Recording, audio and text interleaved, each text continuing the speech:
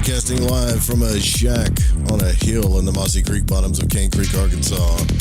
This is it, right? So half of the void walking experience is us wanting to, transcend the mysteries, the truth, all this stuff. The other half is we have to live in the world. And while we live in the world, most of us people, I think, generally want to feel happy. I hope so. Secure, loved, have a sense of purpose, and live fulfilling and meaningful lives. Fulfilling and meaningful lives. Full and meaningful lives. I'm trying to say two words at once here. But this includes things like authenticity, freedom, a sense of belonging, a sense of connection, and a sense of accomplishment.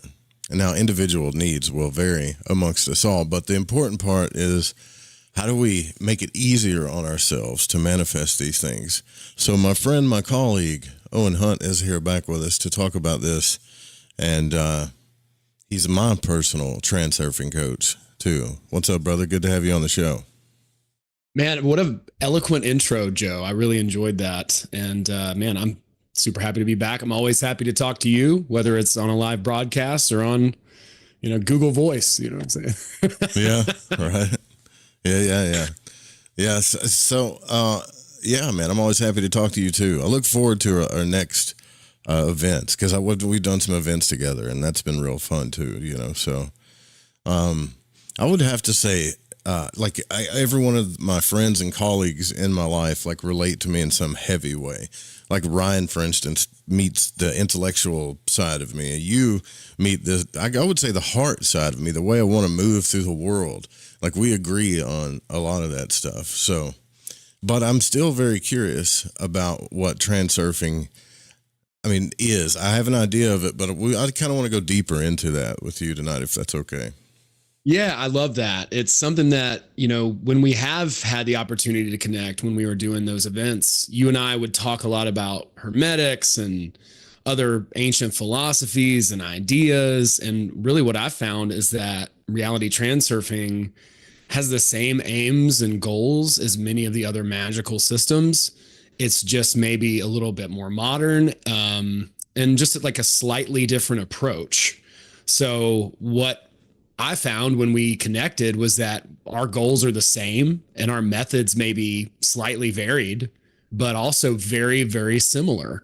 And I think we just immediately hit it off because we both connected and have and share similar goals. We want to help people, we want to see good people win, and offer as much help and assistance as we can to people who are trying to create their reality, or as reality transurfing says, choose their reality. Because the idea, and one of the little differentiations and distinctions in this particular model, is that it's quantum, which is like a real buzzword now.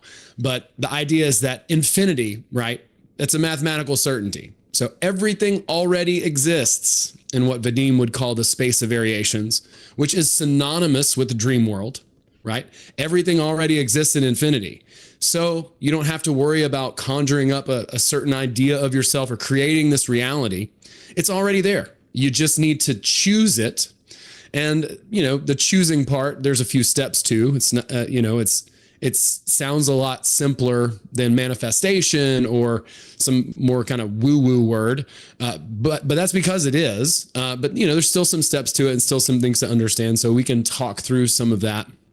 And I would love to do that because, like I said, I know you and we have very similar goals as far as what we want to share and how we want to help people and the world. So, dude, I'm stoked. Let's get into it. Sure. So let's talk about the specifics of manifestation. All right. So something I've learned is, okay, so manifesting a specific thing, sometimes we think we want something and then we go down that road and we get what we want, but then there's something about it that is not at all what we want. In fact, it's tormenting or a logical linear society. This makes the most sense. You should do this. This is a good job. This is blah, blah, blah. Right.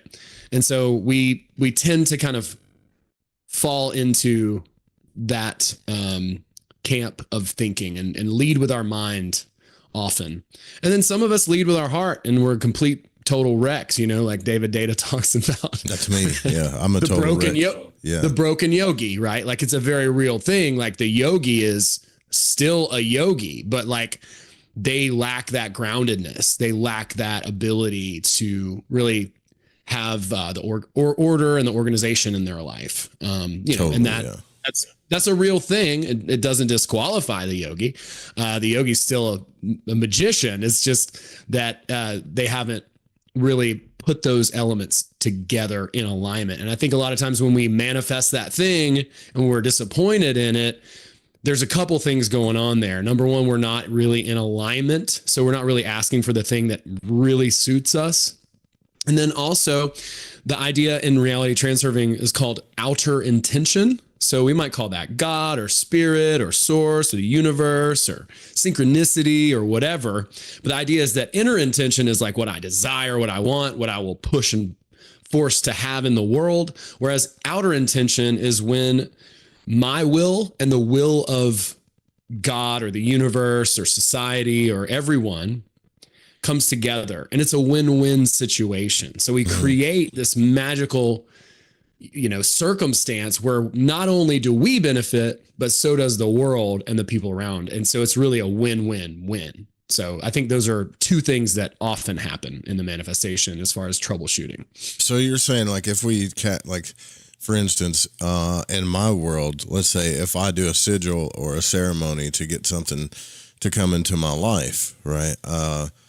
And that thing comes into my life, and yet, okay, here it is. But there's an aspect of that thing that I really don't like at all or want.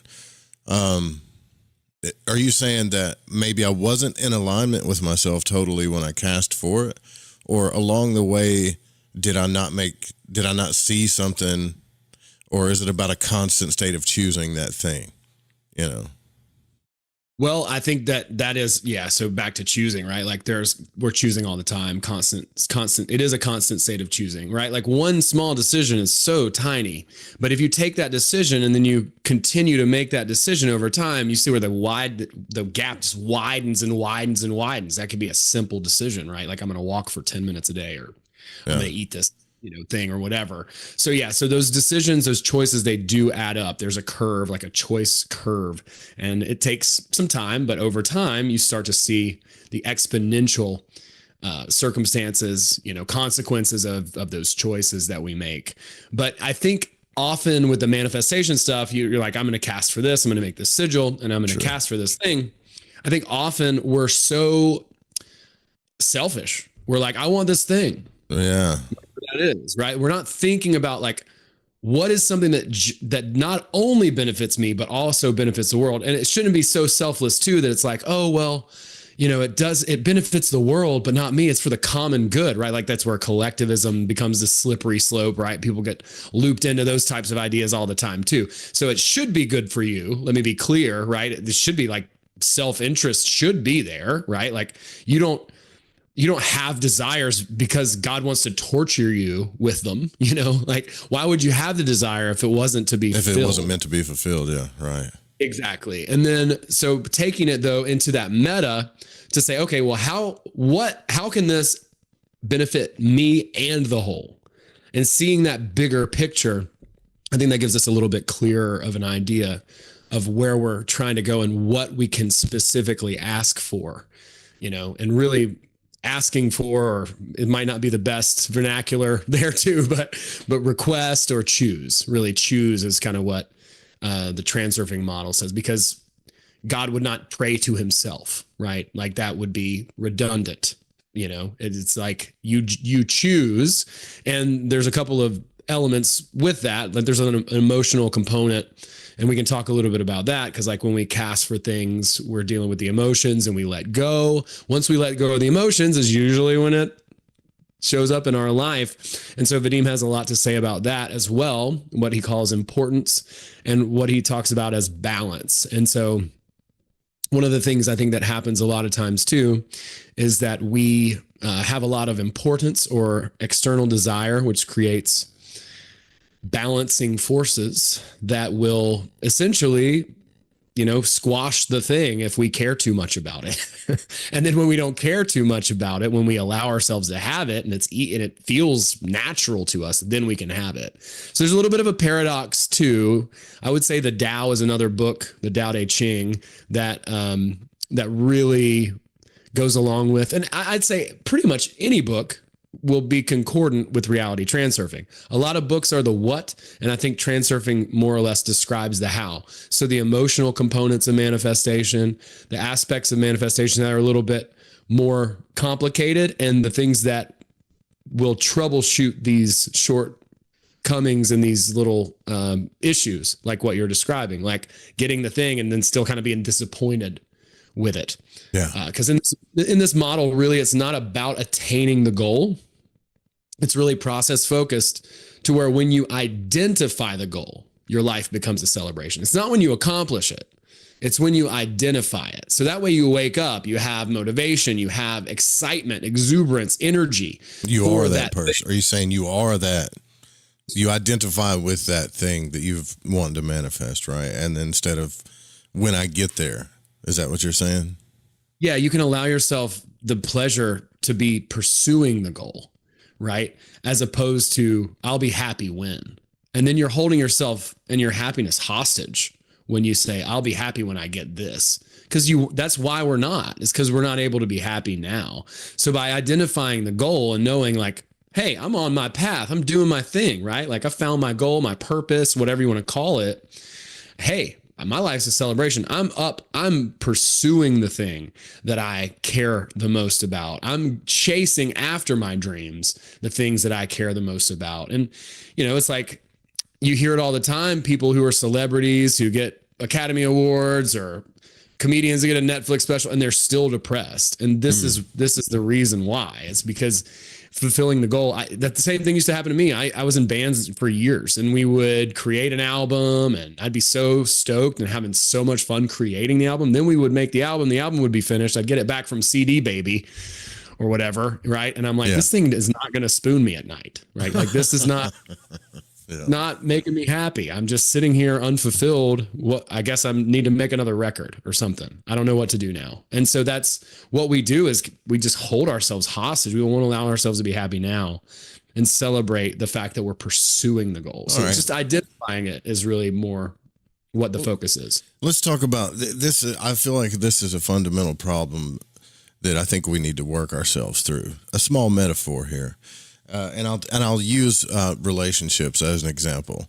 So let's say there's this hotel, and let's say a woman goes into a hotel, right? And she says, "Look, the first floor of this hotel, you can choose this floor, but this man will have a job. But on the second floor, there could be something better, right? You know where I'm going with this, right?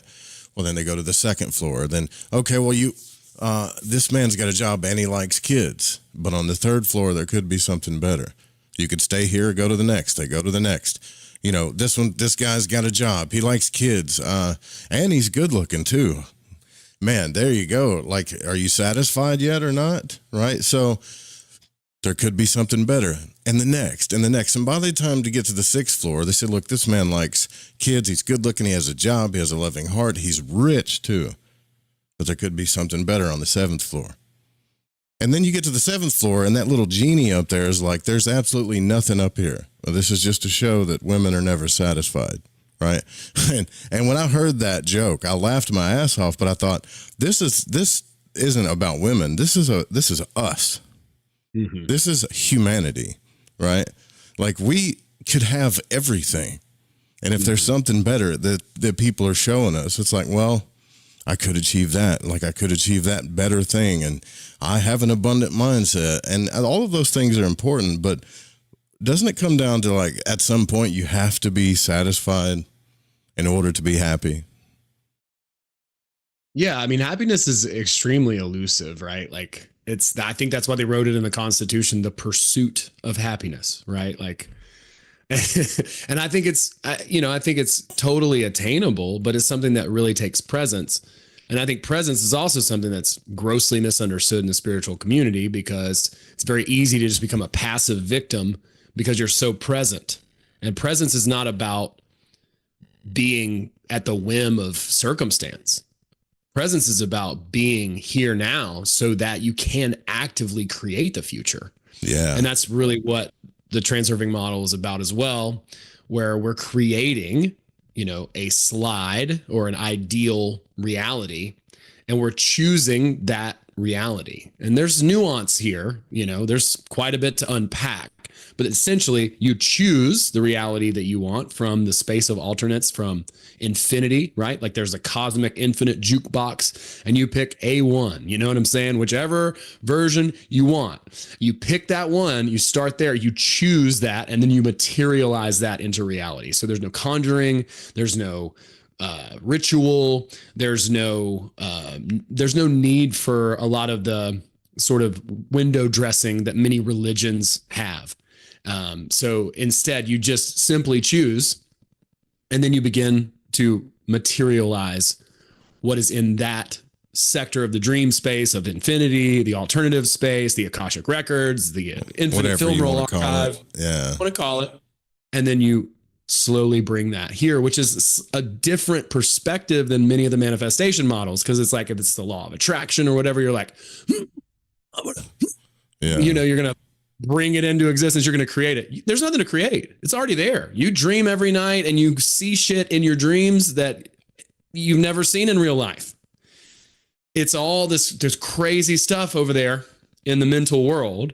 And from that mental world, we bring in to the physical world. And so there's obviously a limit to what can be brought into the third dimensional world, right? Like I can't be, for instance, like, the Duke of Normandy or something. I don't know, like some random place, right? Like that is not an option that's really feasible in this reality. But anything that is totally navigable, if you want to be, have a certain job or have a certain title or be a celebrity or be, a rich person or whatever that is. There's a lot of, and there's infinite versions of you. If you've ever seen yourself in a mirror in a dream, it ain't you. Yeah, no doubt. Right. Like, and so how do you think that here, so what you just talked about with the astral or the dream, that's the same way that it works in magic. We're trying to meet it in the middle. Right. So it's trying to work its way through natural law to get to us, but the blueprints are right there. Right. Mm-hmm. So we have to kind of meet it in the middle. But the thing that I think is real important, I kind of wanted to talk to you about, is identification with the self, right? Like, how well do we truly know ourselves? And I think what happens is like on this journey of, I'm going to get this goal and I'm going to have this thing, as we, get these goals, we start learning more about ourselves, and then that changes sometimes. And then we start beating ourselves up, or we think we failed or whatever, right? And it's like, maybe you're not truly in line with yourself, right? And it's not wait till you get in line with yourself. So that gets complicated too. How does transurfing navigate that?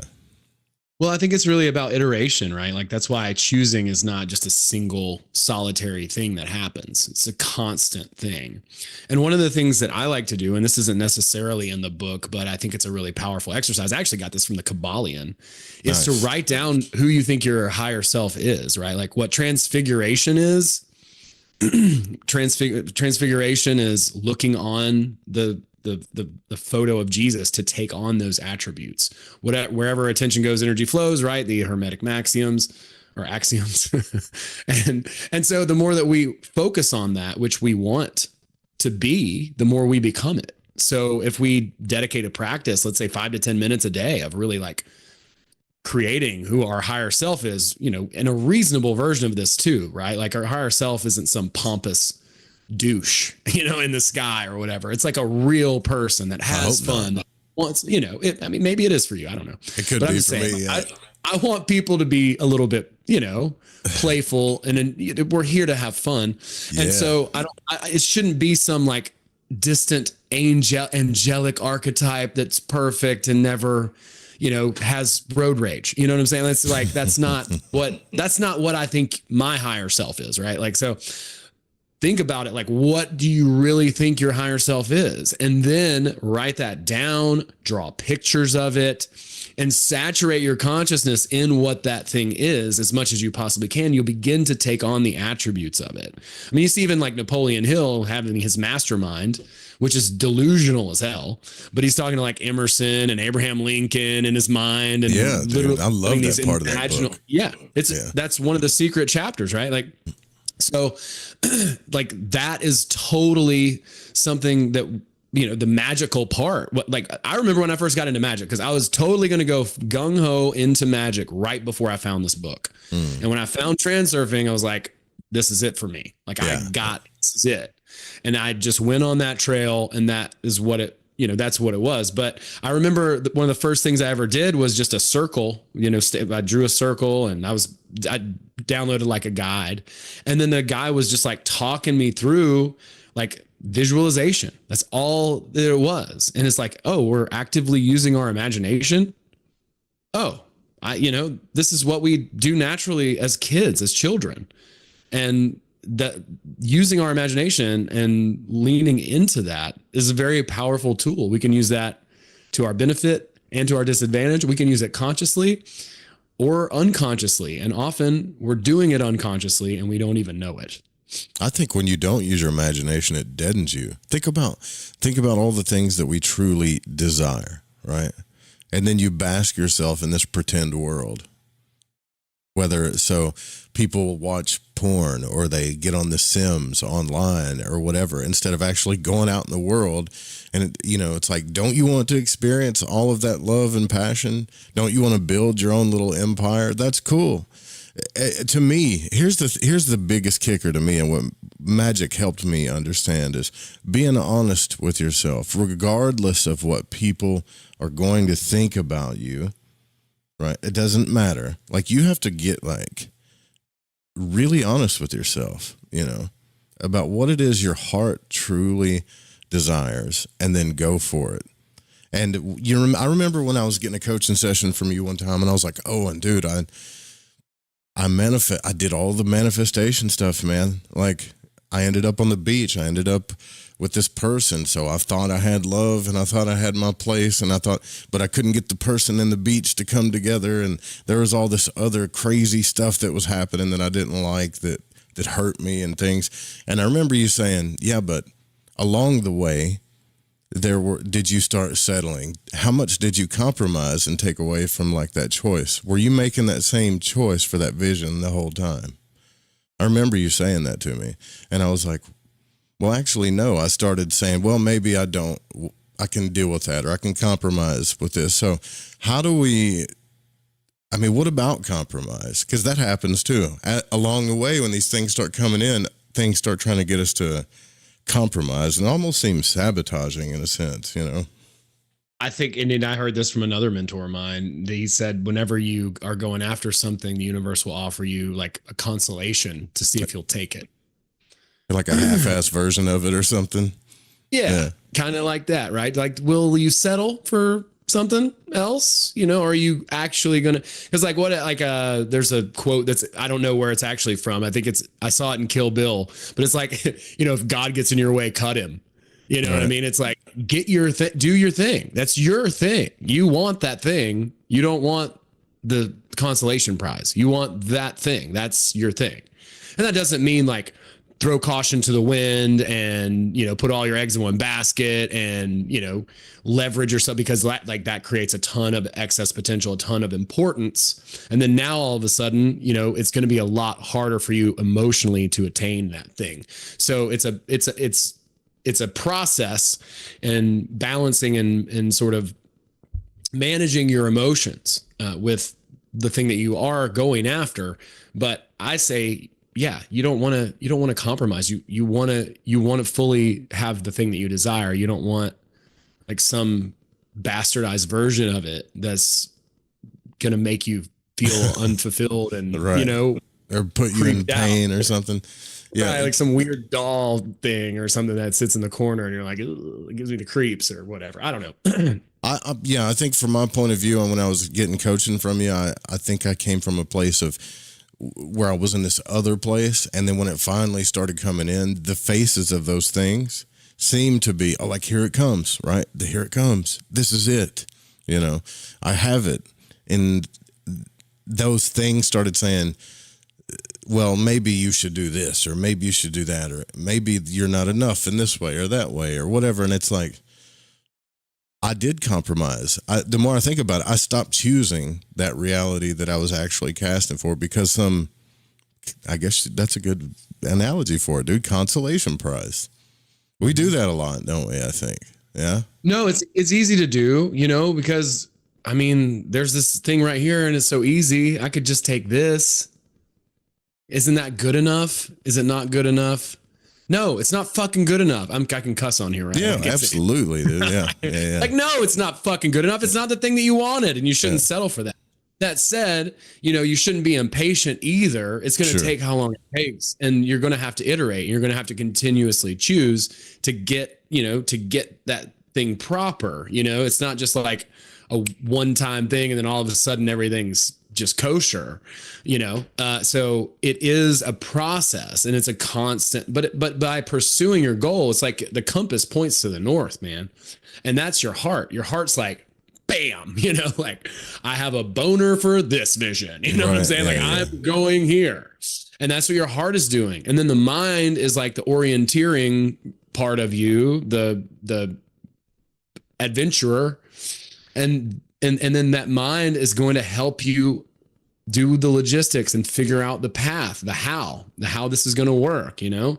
And if you can stay open and flexible to the flow of alternates, because we're kind of like moving through reality like a film roll. Okay. And so different things are going to start to kind of pop up, and you'll be able to key off of these things like a flow in a river, like the movement is happening through time.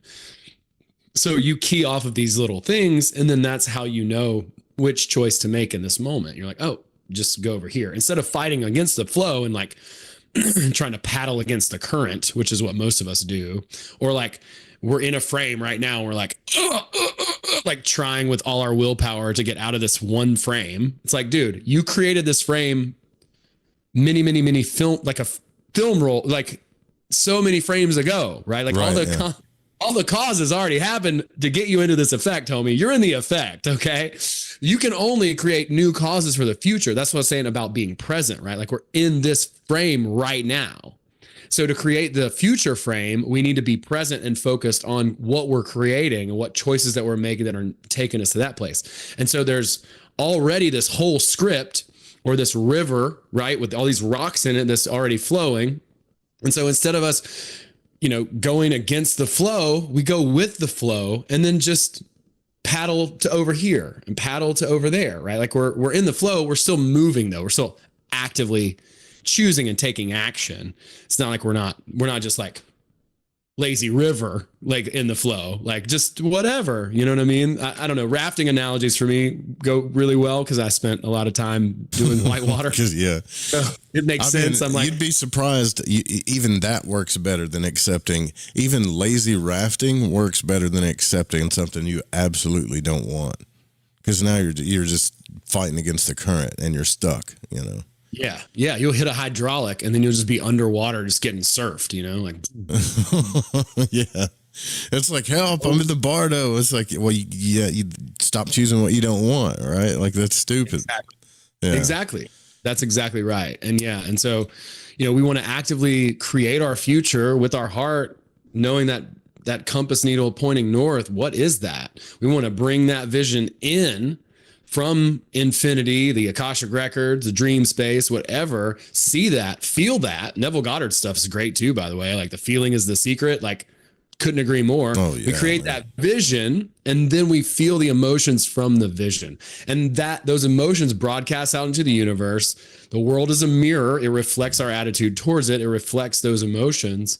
And so we kind of detach from the specifics of that vision and hold on to the emotions. And I think that's another thing where people screw up in manifestation. They expect it to look exactly like what they see in their head, but that's a template. That's an archetype. That's not what it's exactly going to look like. Like, they'll manifest everything down to the red tie that they're, and it's like, homie, you got to let go of that. It doesn't matter. It's a black tie event, you know, that you're winding up going to, but the essence of it is what's important. The essence of that thing is what really matters, not the specific details.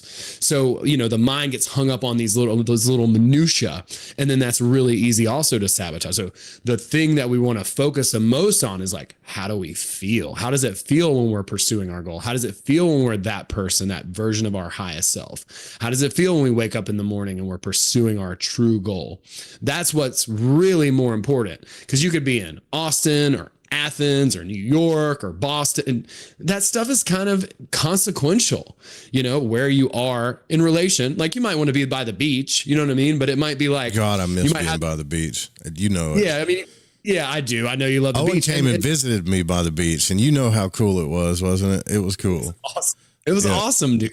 Yeah. But yeah, I mean, so you want to be by the beach. That's great. Like, I love the beach. This is a perfect example, right? And so there might be like this amazing place that's got super cheap rent in Rosemary Beach or something. I don't know, right? I'm just throwing shit out there. But then like in your vision, you thought, oh no, I wanted to be in Pompano Beach, which is 12 miles away, or you know what I mean? But you get so hung up on this little minutia thing. And then all of a sudden you miss an amazing opportunity where in that other place, there were maybe people who would have been a great part of your network. There were other, you know, like-minded people, business owners and things like that in that scenario that totally matched the essence of what you wanted to create for yourself. But because you got hung up on some stupid little tiny thing, now all of a sudden you kind of miss that whole train, right? Like, so you want to stay open and sort of adaptable, malleable to the way that the circumstances shake out. Because I think we get so hung up on the results. We get so hung up on, and then we have an agenda. And so we can talk about romance with this too, because they're hand in hand. You have an agenda. Those two powers that when they come together can manifest anything. That's why I talk about it so much. Yeah, go ahead. Sorry, I didn't mean to cut you off. No, I agree with you 100% on that. Like, we've talked at length about this, but like, anyone can smell it. Sales or romantic relationship, doesn't matter. If we get on a call and I have an agenda, you're going to smell that agenda from a mile away. Oh yeah. So what I've found is one of the principles in the book is called the wave of fortune. And this really has a lot to do with the Bhagavad Gita as well. But it's taking karma yoga. It's taking action without attachment to the result, without attachment to the outcome.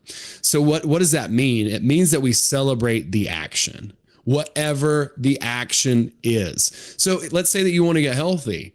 Then you start going to the gym. We go to the gym for 2 weeks and you're like, oh my God, I put on 3 pounds. And then you quit because you didn't get an outcome. You didn't lose 30 pounds in 2 weeks. And now you're pissed. Hey, how do I know this? Been there. But what is much more effective is, instead of having this goal outcome agenda, instead is to celebrate the action itself. I went to the gym. Okay. Reward, dopamine drip. That's action without attachment to outcome. So every single day I do that, I get a dopamine drip, I feel better, et cetera, and so on. So build that momentum, and then that becomes the wave of fortune. So yeah, maybe after 3 weeks, you have put on 3 pounds or whatever, but after 6 months, after 1 year, after 2 years of just doing the action, now all of a sudden you've hit your goal weight and you forgot about it.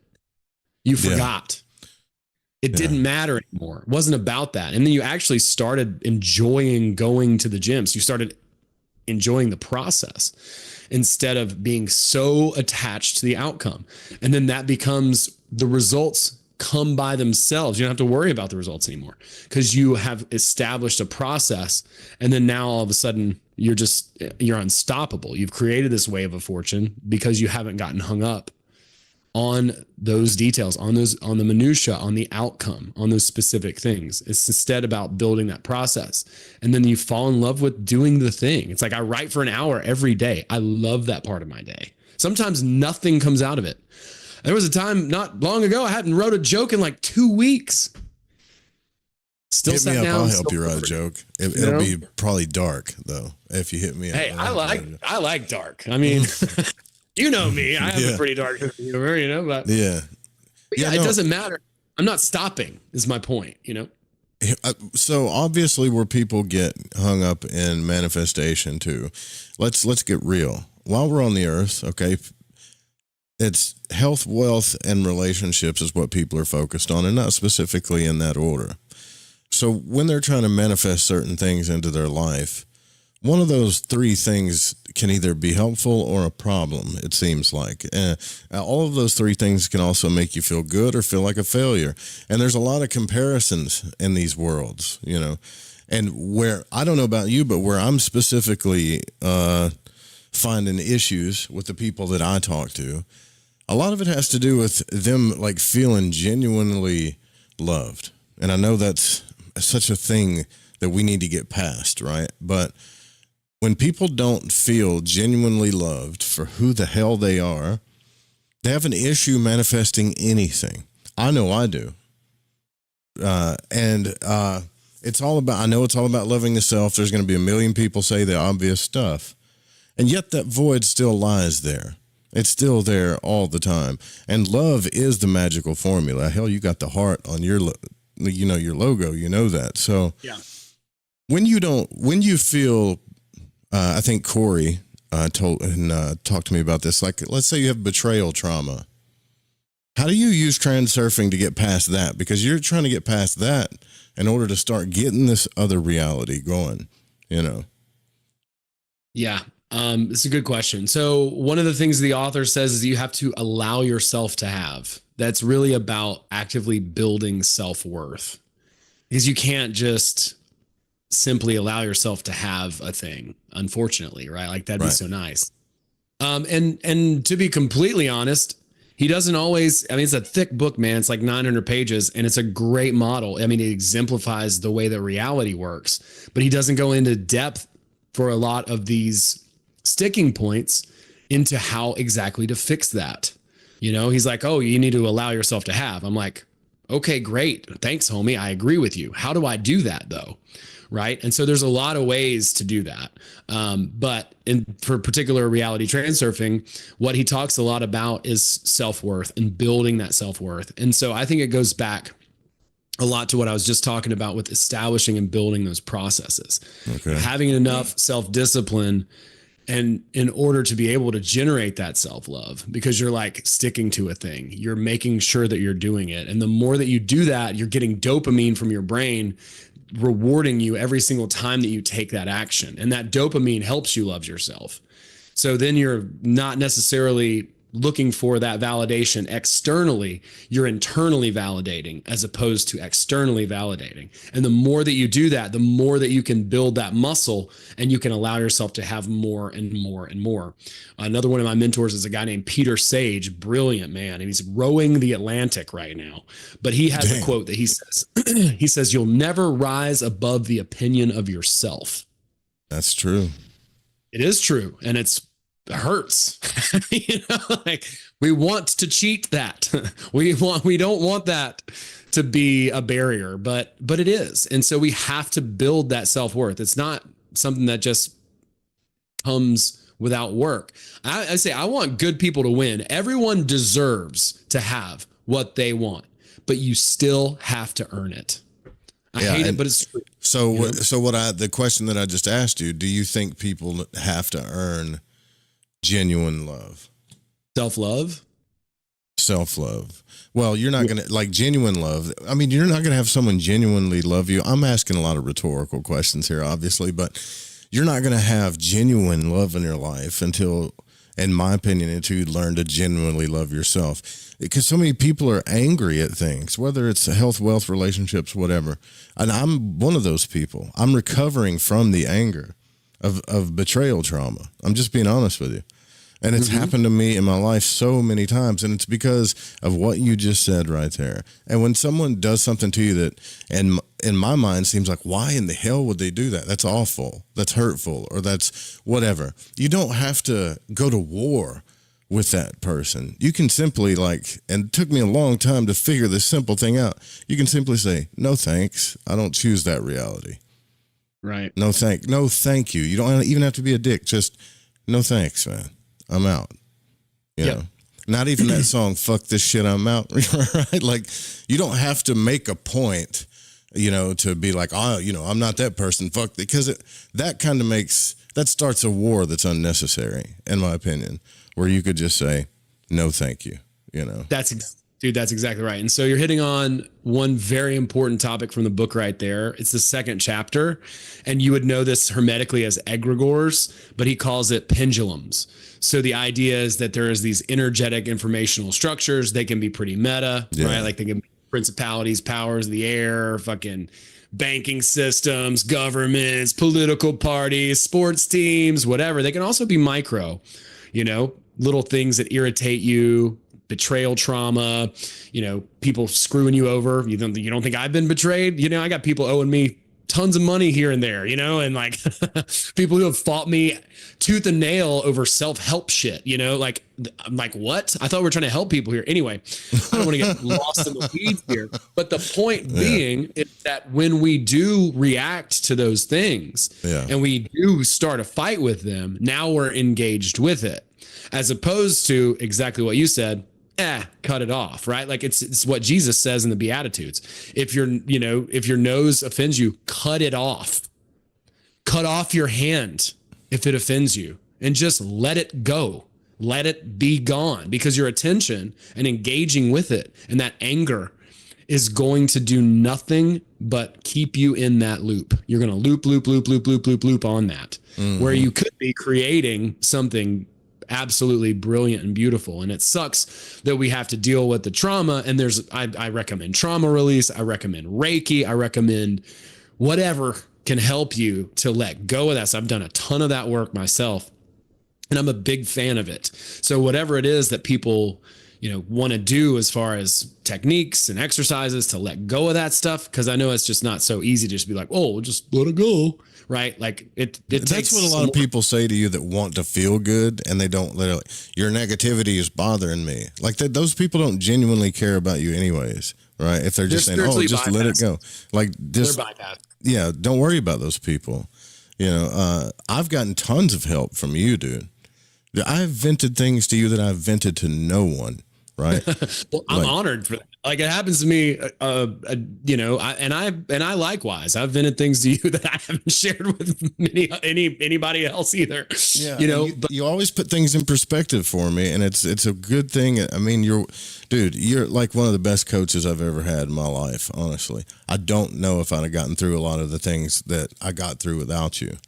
Honestly, because like I said earlier, some things are presented to you in a package of, oh, this is fulfillment. And then they turn around and stab you like crazy, and it's like, what the hell was this? And then, your heart's shattered, you're starting over in life, whatever has happened to you, or your health dissipates. I know people that have diseases that are like, I think I manifested this disease in my body because this person broke my heart. Like, dude, I've heard some sad stories.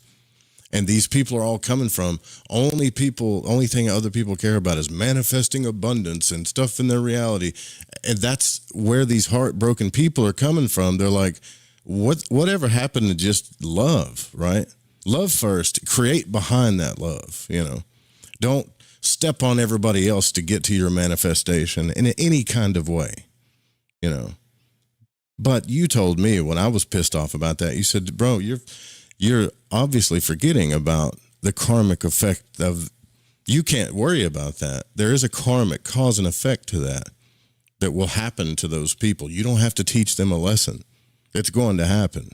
Yeah. Well, one of my coaches said this, and I appreciate him so much. I'll never forget it, because he's like, as soon as, and I think he used a different illustration, was like, he was selling a car, and the mechanic was like, hey, we could do this little thing to your car. It needs, $1,000 worth of work or whatever. And he was broke at the time, but we could do this little thing. And the person that checked it out, they would never know that there was something wrong with the car. Yeah. You could save money. You could sell the thing. And he's like, no, even though I'm broke and that would really help me financially, that's not a reality that I want to live in.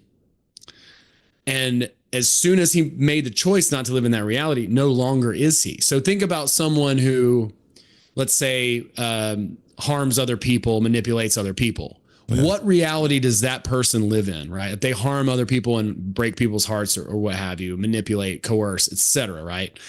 They are constantly in every single moment of their day thinking about who's screwing them over. They're paranoid. They're constantly looking over their shoulder. They have no peace in their life at all. Zero. That's 100% true. So they're already miserable. The karma is instant. It doesn't even have to be, consequences that have like a boulder falling on their car. Like that doesn't even have to happen. They're completely fucking tortured. Every single moment of their day, they're constantly in like cortisol because they're like, who's going to screw me over because of all the people that I screwed over? They're in like self-protecting mode. Yeah, because they screwed everybody over. They're constantly paranoid, constantly looking under every rock, trying to figure out who's going to screw them over next. Whereas I sleep like a fucking baby. You know what I'm saying? And I snore loud. And I snore loud. We've had some snoring competitions for sure. Oh, man. Yeah. Robo 1776 with the 25 super. Thank you so much, brother. Big shout out to you. Thank you. Hey, yo. All the support we needed, man. Appreciate it. So that's a very good point, actually. Because people like you have to relate it to this trauma first, and we will get back into the manifesting. But when I grew up, you get your ass beat, right, with a belt or whatever, and your parents would hurt you so bad that you'd be in the back room crying, going, "I wish that he'd get hit by a truck and die." Like that's how you feel. You're crying while you're saying those things. Now, in life, that baby's still inside of our big adult bodies. And we've either buried it and covered it with shit, or that feeling still happens when we go in life from our heart and people hurt us, right? So we got to get out of that space before we can manifest, right? Like you have to realize if your parents are beating you with a belt, they're paranoid, probably, you know what I mean? Like my dad came from a paranoid place of fear. That's why he did that kind of stuff. So I get what you're saying, man. Totally get what you're saying. Yeah. Well, I'm of the opinion that we're constantly manifesting regardless, right? Consciously, unconsciously, it doesn't matter. I think what you're trying to say is like we need to get to a place where we're healing so that we can consciously, create reality that we want. But if we're just stuck in that loop, we're just creating that. Like the world is a mirror and in no respecter of persons. It is going to reflect what we project to it. Doesn't matter what we project to it. So doesn't matter if we're conscious of it or not either. Doesn't care. Your world just does its job. That's just what it does. So, we want to actively, work on our attitude and the way that we feel, being whole, being healthy, emotionally, all of those things in order to bring the things into the world that are good for us and the world. Because otherwise, if we don't deal with that stuff, then it's just a continuous cycle. It's a continuous feedback loop of whatever that thing was that we were putting out there. Yeah. I think that I wanted to bring up that block is the biggest block that you just talked about to get to the manifestations, right? If you want genuine love in your life and you want abundance and you want things, you have to work through your wounds. And then realize that especially love, if you manifest love back into your life because you're on a manifesting journey and you still have wounds, it's okay, but they are going to come up again. And it's like how you deal with those wounds is how the next manifestation period is going to go, Yeah. That shadow's coming, baby. Yeah.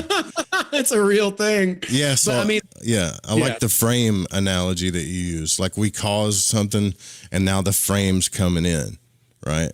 And we're still pissed off about, I get that. Totally. Yep. Yeah. We're like broadcasting this energy, whatever that is, that's we're at the cause that will soon be in effect in a few more film frames. However, whatever the delay is, there is a delay, the film frames, eventually. So the frame that we're in here right now, right? I already drove my car, parked it in here, walked in here, and then stood in front of this computer right now. If I try and change it, all those causes I'm already here. I can't undo that, right? Yeah, Like I can change the next frame or the next, several away from here. Like then I can walk away and get back in my car and drive off, but I can't be in that other place right now. And that's what most of us are doing. We're like fighting the world to be somewhere different right now. But it's like, dude, no, you just did everything to get here. And here you are. If you want to get to over there, you need to do the things to be over there for, right? Like you can't pull over. We're already pulled over. We can't pull over any farther. You know what I mean? Like it's like, we're here, dude. There's no escaping this. So only in the, in the future frame. Does transurfing use any methods of because I'm still trying to understand the whole thing. Does it use any methods of dream work, conscious exploration, any kind of things like that? Or is all just kind of logical, practical understandings of things? It is a lot logical. It is kind of logical. It is kind of cerebral. Maybe that's why I was kind of attracted to the model, just because it explains so many little nuances and things. The biggest thing about it is it's about intention, which is what magic is about too, right? You're creating intention. And so that intention, that is the energy that pulls that possibility into material reality.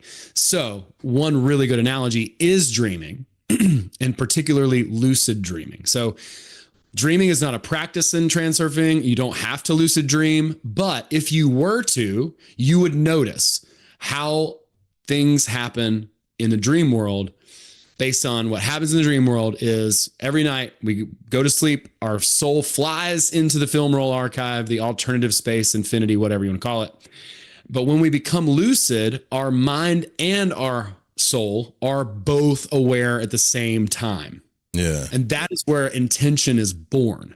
So in magical practices, we're doing these rituals to align our heart and mind and create intention. In transurfing, he's just like, you are the ritual, dude, and that just, there are practices, but he uses it more of an analogy. So in the dream world, if I'm lucid and I'm I want to fly, I'm just in the air, dude. Yeah, I'm flying. No delay. Whoo, you're just in the air. And the reason why is because your heart and mind align, intention is born, and then bam. And so I can use some practical examples here in this and kind of demonstrate intention. And I'll do that. But I just want people to think about that, the power of that alignment of heart and mind. It sounds so simple, right? But that's where intention is born. Charisma, charm, attractiveness, authenticity. That is because when someone's radiating incredible energy and you're just drawn to them, they're magnanimous. The reason why is because they're in alignment with themselves. They're blasting intention. No, they're not. They're a Sigma male, Owen. Right. God, I cannot stand that shit. You're an alpha. You're a beta. Stop categorizing people. I didn't mean to cut you off, but go ahead. Proud beta kings right here. Am I right, Joe? Oh yeah, I'm a Sigma. Wait, no, sometimes I'm an alpha though. So I'm a cup. I just know I'm a cup. No, I don't know which one is that. Authenticity is important. You're right. Yeah. But yeah, I mean, all those things are born from intention. And so I'll give you a very practical example of intention because I promised that I would. Think about walking down the street and then you are walking and someone else is walking and you're going to run into each other. Someone's got to move out of the other person's way. The person with a stronger intention is the one who doesn't move out of the way. Doesn't that make me an asshole though? Because I never move out of people's way. He's flexing nuts all the time. No, I just don't. I'm and I know they're going to get out of my way. Well, that's pure intention.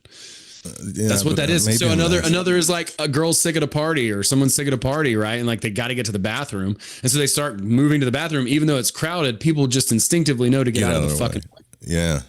That's another example. And these are just simple examples of it. The dream analogy is perfect. Like, because if you've ever had a lucid dream, you're just like, wow, you just felt so powerful, so in control, and not like at someone's detriment. It's not like power over other people. Yeah, it's just empowerment from within, from like you know? And so that, back to the idea of self-worth and being able to surpass the trauma, like feeling that, like that's what's better than that. Like that's our natural state. And this, you know, and the author says he channeled the work. It's not like it's his, it doesn't belong to him.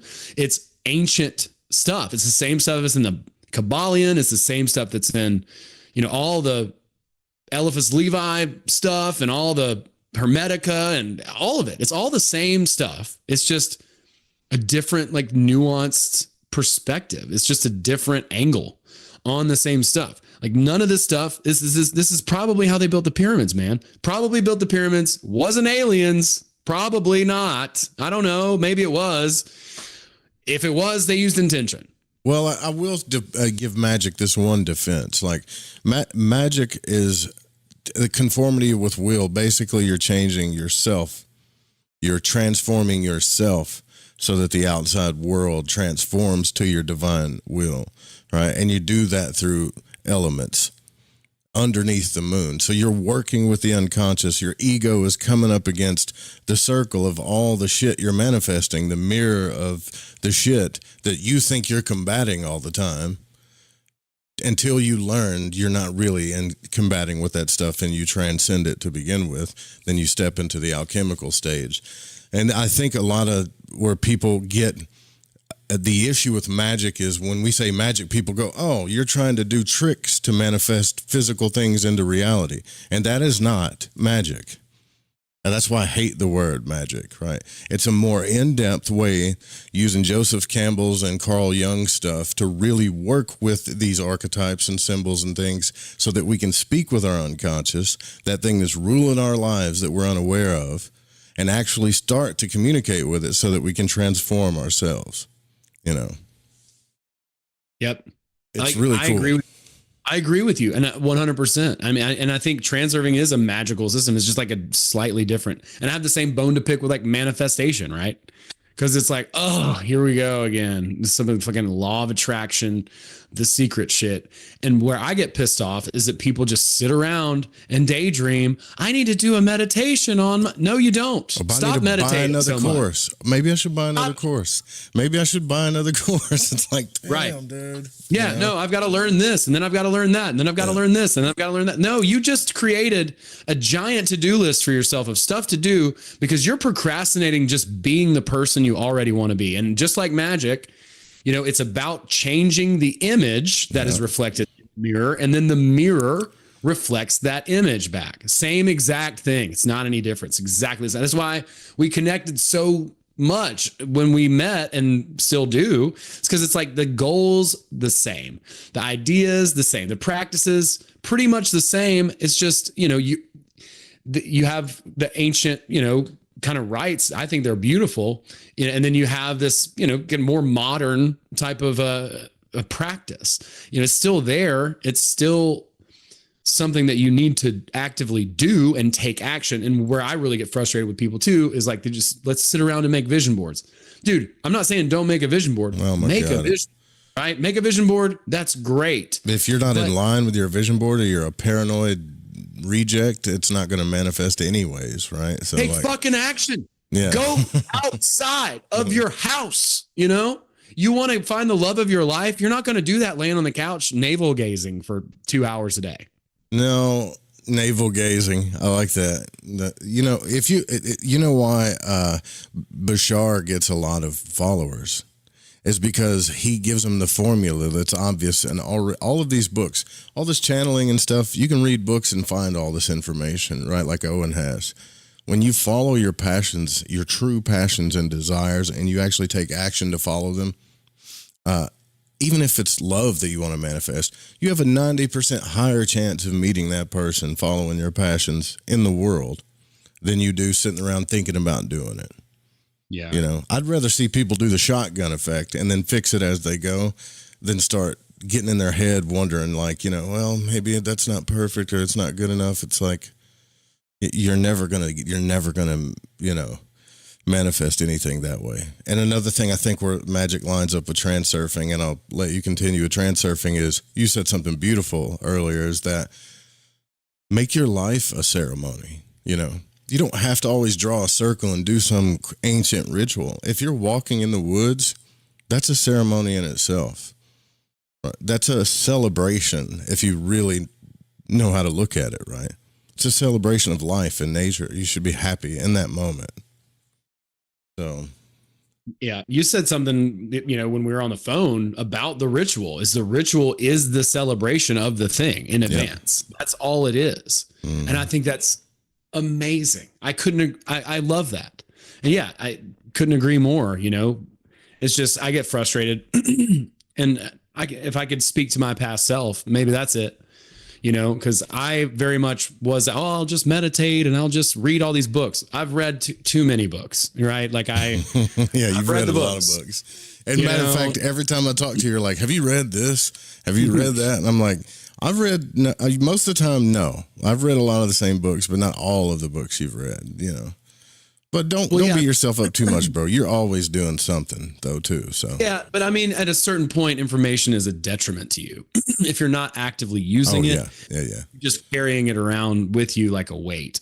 And so, I've kind of turned over a new leaf within the past, I'd say 6 months or so, 6 months or so, where I'm really actively out in the field with this stuff. Like, I'm not just sitting here reading it. I'm testing it all the time. I'm doing approaches, and as far as like, if you're looking for romance, the best thing you can do, if you're a man listening to this, I can't really speak for women, but if you're a man looking for romance, that's the best thing you can do. Get on your fucking purpose and start doing what you're here to do. And then you'll become very attractive by, doing those things. And then, obviously talk to people that you're attracted to, go up to them and do that. They'll put themselves in front of you. Trust me. They will. But the most important thing to do, Matt, with the masculine energy, if you're a masculine person, or majority masculine, is to do that. Start working on if you're obsessed with trains, just fucking talk nonstop about trains. You know what I'm saying? Like, and then you'll wind up in one. You know what I'm saying? So it'll be good. But don't see, and like people, like, man, don't get upset with yourself if you're not following your passions. And this is, I think, I want to talk about the traps too, because there are traps. So when you're following your passions and stuff, and one day you have an off day or you're feeling bad, or let's say you have stuff happen to you, like shit happens to you you're getting temper tested. And then the people in your life come around like, oh man, you're putting off a negative vibe, and you're just going through shit. And instead of like, waiting to get through that and then getting back on your purpose, you're wandering around like, why are these people shitting on me when I'm not super high vibey and doing what I need to do all the time? That's not love. And then you get in that tumbling thing again, you're back in that tumbling thing, wondering why they're only there when you're at your peak. And it's like, you shouldn't even worry about that. Like they are that way. They got their own shit hurting them because they're that way. Just stay on your purpose. If you're having a shitty day, so what? Just keep move through it, Yeah, it's okay to have a shitty day. It's okay to be low energy sometimes. Like, I mean, that's just the way that the world works too. Like, if you're actively expanding your energy, you're going to get tired from that. It will contract as well. It's like getting a hangover from drinking too much. Like the natural balance of the world is going to compensate. The law of compensation is what Emerson called it. Vadim in the Transurfing book says balance is the primary law of nature. Number one. Because without it, nothing would have form. We'd all just be floaty goo or whatever. We wouldn't have like firm distinctions between objects and things without balance. So yeah, you're absolutely allowed to have a tough day. Absolutely allowed to get tired and feel like shit. Go to bed and all those things. And I just don't expect to take meth and stay up 3 days talking about God and spirituality and not have a down day. Sure. Yeah, that will compensate for sure. And then, think about who, you're talking to about those things too. And I would say just, find the right people to talk to when you are having a tough day or when, having the right people around and it can really help you. Because if you talk to the people who don't understand or who don't know how to support you or give you what you need, then, you might kind of like burn your relationship with them a little bit. So just having the right people in place can really help that. Absolutely. And learning to kind of like how to cut it off. Like, how do I, I was doing the opposite. I got rid of the people that were there for me always and had the people around me that constantly betrayed me nonstop, like their agenda was the primary concern all the time, and it's like, and then I'm like, oh, where'd my friends go? And I was thinking, oh, okay, yeah, I did this. So I had to go back and roust up all my friends again, apologize to them. Sometimes being humble is a good thing too. Like, man, I messed up. I really messed up, Sometimes making a mistake is an opportunity for a deeper connection with somebody. Hey, I screwed this thing up. I just want to tell you it was a mistake and I screwed up and blah, blah, blah. But that could be an opportunity that absolutely changes your relationship with that person for the better. So, a lot of people come to this channel, they want to talk about magical things of that nature, like stuff like that. And I think it's important that we go through transurfing to keep people grounded. So I would say, look at, if you're interested in this, talk to Owen and look at, if say you're a magical person, well, look at transurfing as the earth elemental side of magic. How about that? A more grounding approach, a more formulaic approach. And God knows, I know people love formulas. Owen's got a ton of them and they work, What's the one thing you think worked the most for you? The biggest thing? The formula. For me, formula wise? Mm-hmm. So I want to pull up the live chat so I can see what people are saying in here. So one of the things that really works are slides, what he calls slides, creating an image, creating, sort of an archetype, creating your own archetype, basically. And so that can be the person specifically that you want to become, which is what I recommend really kind of focusing on, because it's a lot easier to work on that than it is to work on all these external outliers. So that's a practice that I think is really useful with the transurfing stuff. That's one of the biggest things. The other is energy work. And so we all know energy is very real. And then the way that Vadim talks about it is that we're kind of like an AC/DC unit where we have a stream of energy going up our spine and a stream of energy going down our spine. So we have these two sort of fountains that are going through our meridians, or chakras as they're called in the East, up and down. And so we can use those energy exercises to widen our chakras, to open up for more energy. And then the more energy that we can take on, the more that we can leverage in reality. And so those are some very real practices. And I talk about this stuff ad nauseum on my channel. If people want to check that out. Like, I've got how to do the energy exercises. It's just available on my channel if people want to go and see some of those things. I've got several techniques and stuff like that. So, if people want to check it out, they're more than welcome to, and we can talk about it here too. But those are two of the main ones: creating a slide, creating a vision for yourself that you want to attain, which is transfiguration.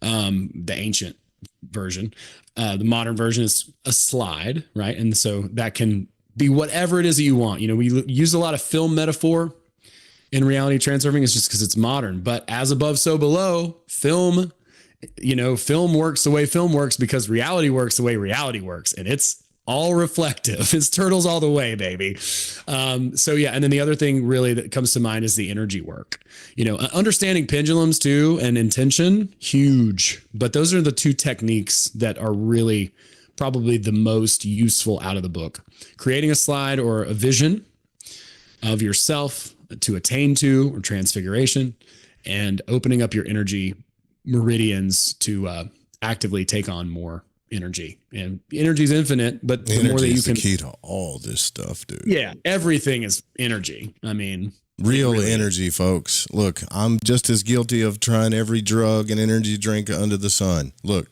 that stuff works, but I'm telling you right now, There is real energy out there that you can get that gets you just as high.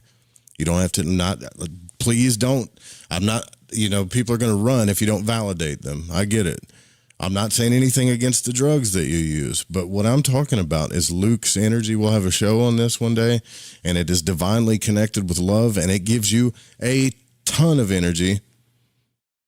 Meth will get you close, but you're going to pay a price. You're going to get lemon face. You're going to age 10 years in 2 years. It's not worth it, right? So, yeah, just stay. I'm guilty of it all, okay? I'm not being a hypocrite here, okay? But what I'm telling you is there's some real energy out there. It was one of the fundamental things that was taught to me in magic. It is what initiated me into magic. It wasn't the idea that I was going to manifest all this stuff in my life.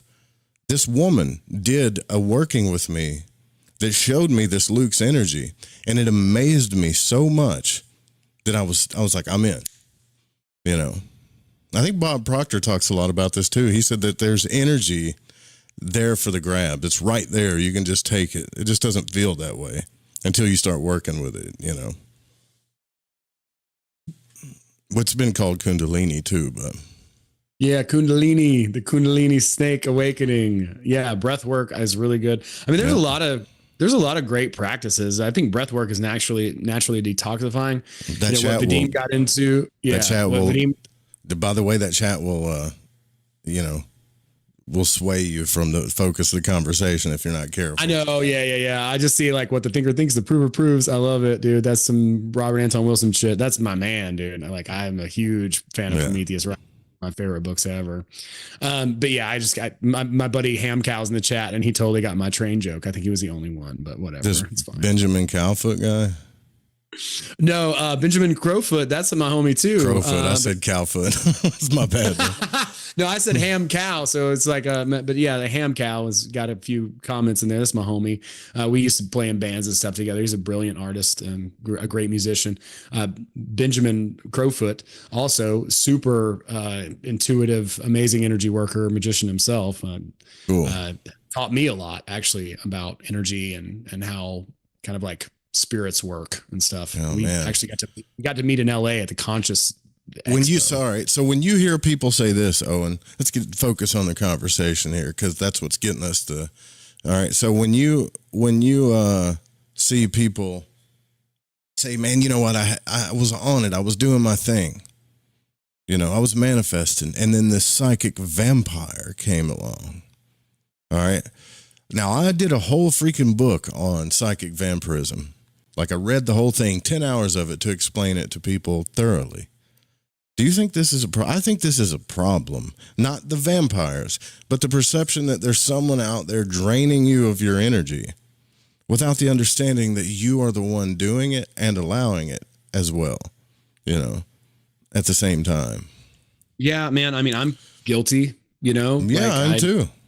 I briefly mentioned it earlier, it's people owe me money, and this people think they're trying to stop me from helping people or whatever. It's yeah, do something great. Someone's going to try to fucking stop you. Someone's out there trying to burn ships. You're trying to build yours. Yeah. What are you going to do? Or cut you down a notch or two. That's what there are psychic vampires. They fucking are very real, but giving them more attention and energy is only fueling their fire. So what are you going to do about it? Don't stop giving them attention. That's it. Yeah. Just stop. If your arm offends you, cut it off, and then go and do your work. Do your work and I shall know you, as Emerson says. Do your work. Work on that. Don't worry about the other thing. Yeah, it'll stop you. Fucking YouTube shadow ban me. Oh my God, blah, blah, blah. What? I mean, I don't know.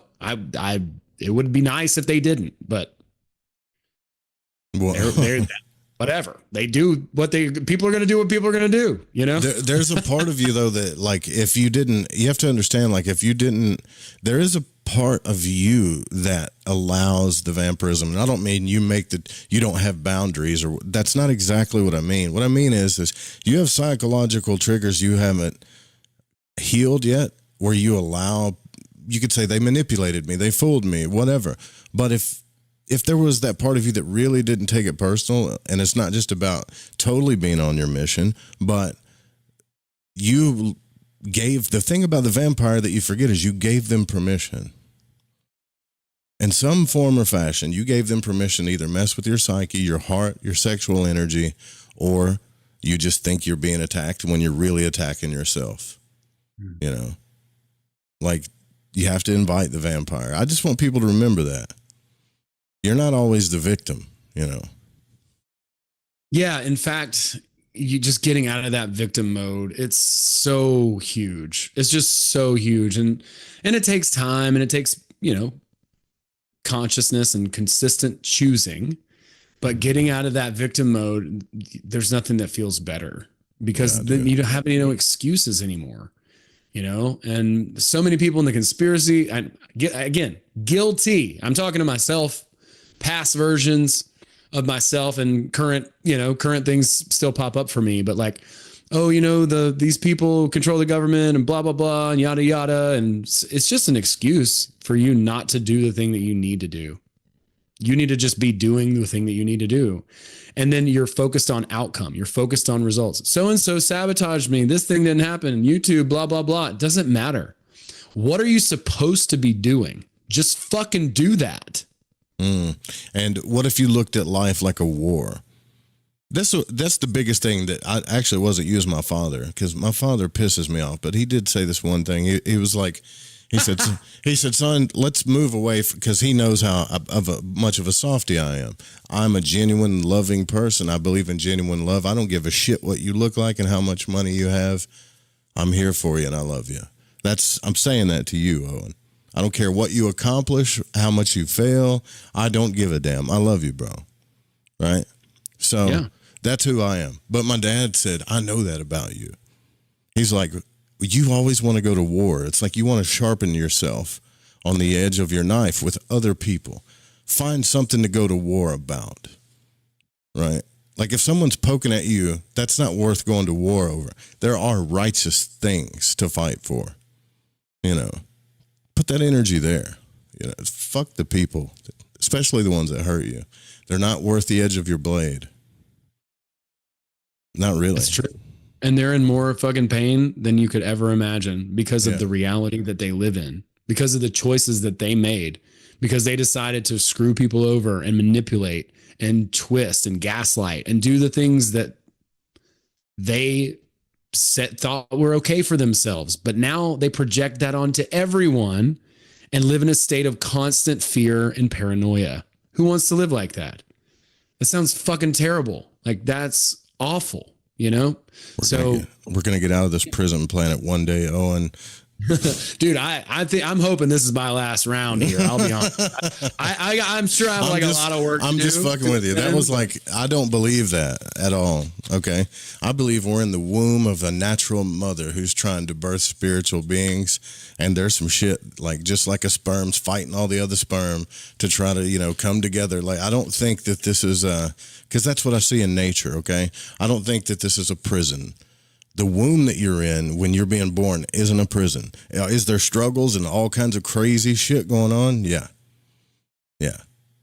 But, it's the same thing here. You're not a Gnostic. You're not a Gnostic. No, not that form of a Gnostic. No, I'm not. I don't think Yaldabaoth is up there like imprisoning us. I don't think that at all. Yeah. Based on the Bhagavad Gita, though, I do want to get out of here. I'm ready to check out. Sure, you will when it's time. When it's time. When you're ready to be born. Yeah. But I get that. And that's why I like to work with the dream world and stuff. And I appreciate you, brother, for keeping me grounded, because I do get lost in conscious exploration to the point sometimes where I'll just be gone. Like, people are like, where'd Joe go? I don't know. He's laying in bed with his headphones on, trying to he's not coming back. He's not coming back for a while. But some of the experiences I have to say, in conscious exploration are so awesome. It's almost addicting sometimes, Well, good. I mean, you're out there, doing your thing. I've never had an astral projection. That's not part of the transurfing model either. It doesn't really link into that. I'm sure that, we could understand some things through the model and elements about it, blah, blah, blah. But, that's it's way more practical and cerebral, I would say, but I love the fact that you're out there exploring the astral and going through and having these experiences. And I think that's amazing. The Robert Monroe stuff was absolutely fascinating. The man thought he was crazy because he was kept popping out of his body, and then the psychologist friend of his was like, well, just see where this goes. He was like, just go with it. Right. Yeah. Yeah. And I think that's amazing because I think all that stuff is super cool too. I'm just a super normal, down to earth fucking dude. I just want to see what we can do here. Like, what can we do with this stuff? Like, there's exploration to try to figure out what's possible and what's even out there. And then there's like, how do we put this into practice? I was in TV and film for years, so I'm a producer. So you give me a script and I'm like, I'll make this happen. I'll make the truck show up, lunches at 12, put the tents over here, run the cable over that way. That's just me. That's what I'm doing. I'm going to catfish this Asian lady, for this prank or whatever. Oh, yeah. Speaking of catfish, I got a story to tell you later. All right. But catfishing happens to all of us, it happens. But I can't wait to hear it. Look, so, man, that threw me off there for a second. So let's say someone's in a dark place. Okay. And they want to start their healing journey. And let's say they want to use the transurfing model. Okay. They're in shadow, but they want to use the transurfing model. Where do they start? Where do they start? I would say they start by reading the first chapter and see if it resonates, because I don't think it's for everyone. Like, I've tried. What is the saying? When all you have is a hammer, everything looks like a nail, or something like that. I might be butchering that, but I've tried so many times to give this book to people, to turn them on to it, to be an ambassador about it. And a lot of people they're like, I'm never going to read 900 pages of this, dude. That's not for me. Or they start reading it and they're like, it's gobbledygook. Get the audiobook. Yeah. And hit me up. I have resources. Like, anyone who is interested in this stuff, I have resources. I have a summary. It's on Spotify and Audible and all that shit. That's 3 hours instead of 25 or 30 or whatever it is with the other narrator. But, I would say dip your toe and see if it's something that resonates with you first. If it is, then great. You can actively use the model and dive deeply into it. There are people that I work with, we're kind of obsessed with it, and then Vadim's still writing stuff. Like, he's written a new book. It's called Transurf Yourself. The Tufty, the Priestess book is phenomenal. Probably the best book on manifestation ever written. But if you jump straight into the Tufty book, you're going to miss so much, at least from my perspective. I'm not trying to tell anyone not to just jump right into it. But if you don't have like the principles and ideas somewhat internalized to begin with, then that book, I've been reading Transurfing now for 8 years. I started reading it in 2016. And then, I created an audiobook. I created a summary. I've read it dozens and dozens and dozens of times. So I've internalized it some. There's still a lot to do. Like, you don't master anything for 10, 20 years. When do you master something? It takes time. But if you were to jump right into the Tufty book, I think you would just miss so much, because you wouldn't have that initial foundation of understanding these principles. It's nuanced, it's cerebral. So if you're kind of a nerd, you're going to like it. It's more scientific than most any other book in manifestation, but it points out so many interesting ideas and principles and just ways that energy works and people move in the world that other books don't go in nearly as much depth or detail. Actually, I've never read it, but eventually I will. And Peter Sage told me that I should read it, and I will maybe later this year. There's a book called My Big Toe by Tom Campbell. Oh yeah. My Big Theory of Everything. It's one of my favorites. Yeah. My Big Theory of Everything. I've never read it, but he worked with Robert Monroe. He worked for the Gateway Project. I've had him on the show a couple of times. He's a amazing conscious explorer. He has his own theories. There's some, I hate to say, I don't agree with a NASA physicist about certain things, but for the most part, one of the top 5 of my all favorite conscious explorers on the planet. You know, Thomas Campbell's and one of them for sure. That's so cool that you've actually got to interview him. I need to read the book. Like I said, I've never have.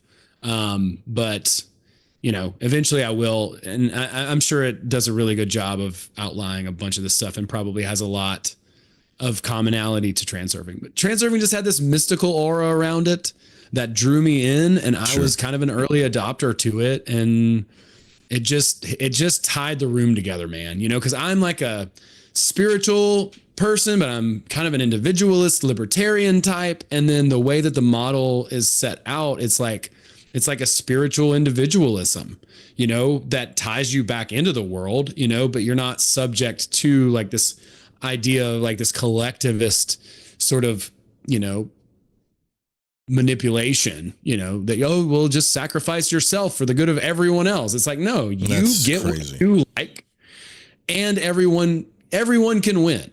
Like, that's kind of what the model is saying. And will everyone win? Probably not. That's what I'm saying. You don't have to, man. And this is where honesty comes in. Okay. Like, even if your truth changes from day to day, you can live in a world where you can say your truth, live your truth, be your truth without ever having to hide, without ever having to manipulate, and people are so lie. Well, they're going to do this, or who gives a shit what they do? That's the problem is you're letting it affect you. That's the problem. Not them, you. Like, I don't care. Like, if I go eat or whatever, oh, you're going to smoke a cigarette? You're going to go do this? Yeah, because I want to. Is it hurting you? No. I'm not hiding it from you. I'm not, you know, like I hate that stuff, dude. That makes my skin crawl thinking about it. And I'm working on this, bro, and I'm going to need your coaching help with this. Like, I want to have more authentic friends in my life, but I'm becoming more of an asshole in a sense when I get around inauthenticity. And I don't even have to say anything, dude. People can just feel it from me, and they're like, oh, you know. Yeah, because energy is fucking real. Yeah, I mean, I had the same kind of thing, you know, like part of me too. I don't want to be an asshole, you know. That's what I'm saying. So like my hormones are back online a little bit better. So, you know, I mean, I've got a little bit more of an edge. I've got more teeth than I've had probably in some time, and you know, it's just that's okay. You know, part of being spiritual is also being primal. We live in fucking nature. We're human beings. We piss and shit and growl and. You know, like, it's okay. Like, it's okay to be like a carnal animal. That part of us is also very real, right? Yeah. Like, it should be integrated, right? Mm-hmm. Integrated with the whole, but like so much of the spirituality stuff is like, oh no, I would never. It's like, oh yeah, you would. If we were all starving. And you're lying. You're lying to yourself. We were all starving in an air crash in Chile, and we were all part of a soccer team. Would we eat each other? Yes. In every case, yes. You know, and it's like, stop bypassing. Stop it, because it's a lie. You know, and so it doesn't have to be like an aggro reactive kind of aggression type of thing. I don't mean it to come off that way, but it's like, it's just a matter of surviving as the individuals that we are. And then also, everyone can win. We live in a very abundant place. Nature is extremely abundant. I'm not discounting that, but also I want people to be honest with themselves and be real and truly integrate those parts, because we are primal. You know, we really are. Like, that's, you don't have to hide it. Like, man, I really desire this, or I think you don't have to hide your desires. You don't have to hide your pain. And if you're in my opinion, if you're in a situation where you do, like, you can't manifest from that place. If you really want to manifest your life, you can't manifest from that place. If you're hiding who you are, you're not putting your light into the world to manifest to begin with.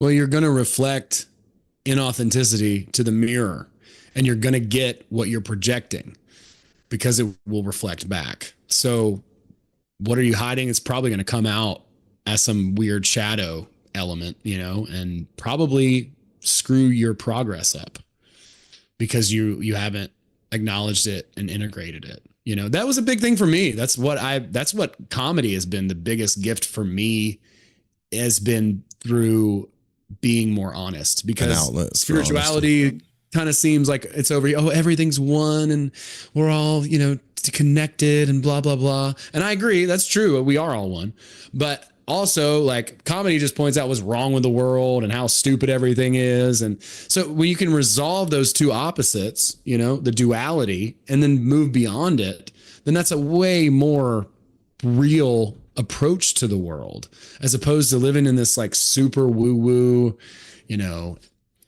fake ass, nonsense. It's like, no, that ain't it. That's not all of it. It's a portion, but we have to integrate it. It's all part of being true, authentic.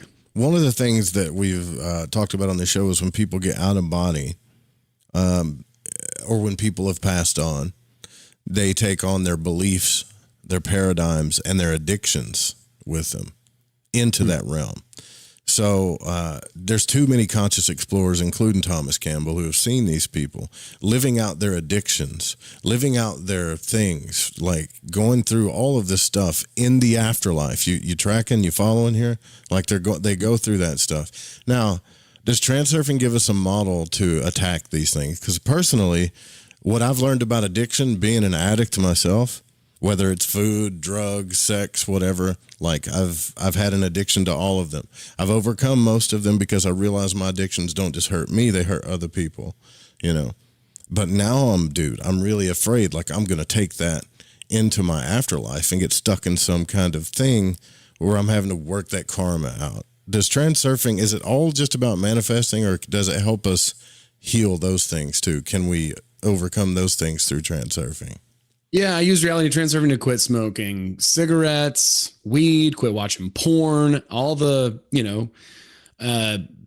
really toxic addictions are all pendulums. That's what they are. So understanding that these pendulums exist, that these are energetic informational structures that are basically stealing your energy. If there's an energy vampire, it's not even a person. It's these addictions themselves, the energetic aspect of them, the component of them. They can manifest as a person or as so many things, but understanding them at that level helps you understand that that's not who you are, right? Like that's just this thing that is really just literally feeding on your energy.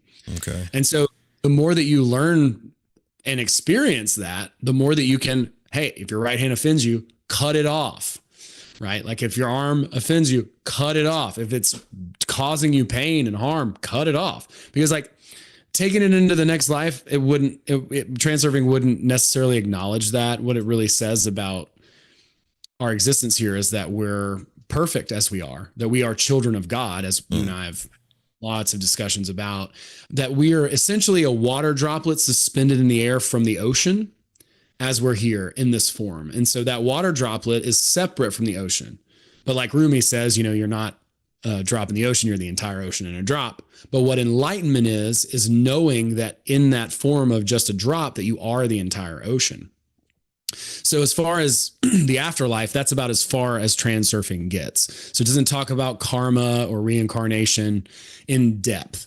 But as far as dealing with the addictions, and I'm sure that is true, because like there's some fascinating stuff that Robert Monroe talks about in his book. Yeah, dude, it's like sex in the astral, right? Like, man, it's crazy. I was surprised to hear. The energy of addiction is crazy. Like it's intense, honestly.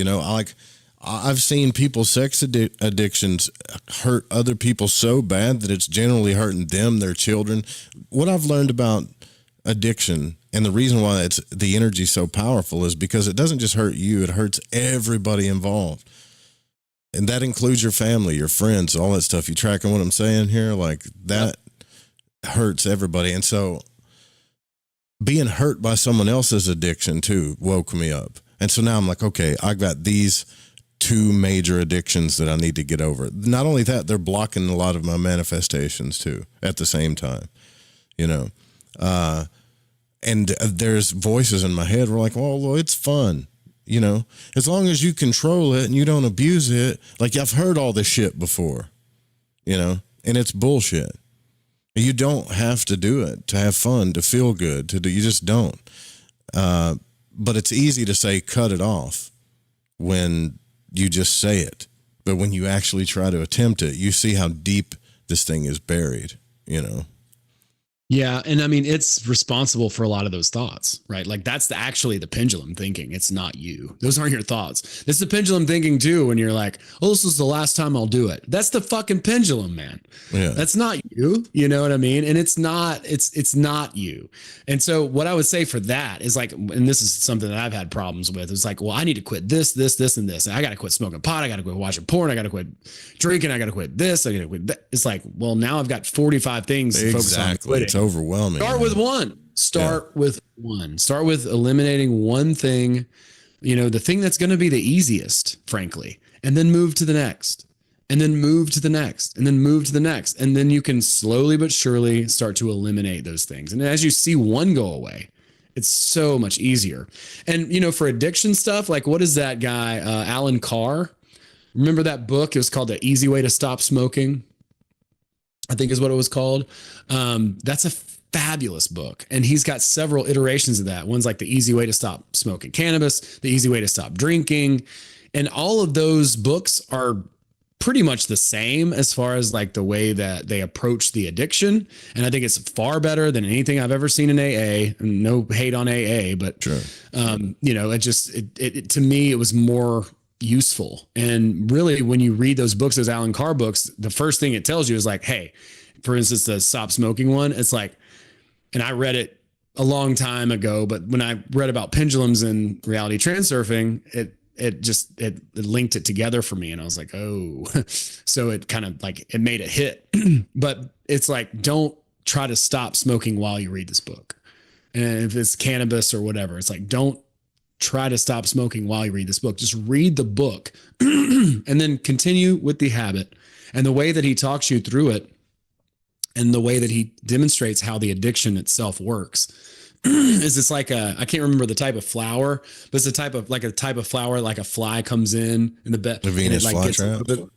It's not a Venus flytrap. It's a different one that has nectar in it. So like the fly comes in and it starts to get a little bit of the nectar, and then the nectar, like it gets sucked down into the bulb of the flower and then dissolves. The flower dissolves it, but it goes in to just get, oh, I'm just going to have, a little bit, nectar. And then slowly, you just kind of slide down into the stem of the flower, and then it just like dissolves. I mean, I'm an impulsive person, but I thought that as long as I'm only hurting myself, and I really thought this when I was younger, I'm not hurting anybody else. I never had a sex addiction because I saw how that, like, I personally don't do things that hurt other people. I thought, like, I never had a sex addiction because that hurts other people. I grew up around people that did those things and it hurt. It's almost like when you get cheated on and because someone's got a sex addiction, or to me, it feels like death, right? It feels like someone died. That's how painful it is. So I didn't do that, but I got extremely addicted to nicotine, sugar, opiates, weed, especially big time, even stimulants, meth, got addicted to that for a while. And I started understanding, okay, well, I got this addictive personality in my 20s. And as I got older, I did get rid of a few of them. But the sugar, the nicotine, that stuff kind of remained. And I saw how deep it was. And now it's even manifested into my dreams, if that makes sense, So I'm not saying, oh, Owen's an addiction coach. Are you listening to what I'm saying, brother? No, I'm not. Well, one of the things he says in the book is like, don't worry about the chat, dude. They'll be there, like I just want to say hi to Sherry. Hi, Sherry. Yeah. No, I'm not worried about the chat. I'm paying attention to you. I wrote something down because he says something kind of interesting in the book. So like back to what we were talking about with authenticity, back to what we were talking about being honest, it's like if you're hiding the addiction, that's making it worse, right? Because now you're in shame and guilt about it. So that's actually a bigger problem than the addiction itself. If you can't quit an addiction, then anything that is a flaw can become a feature.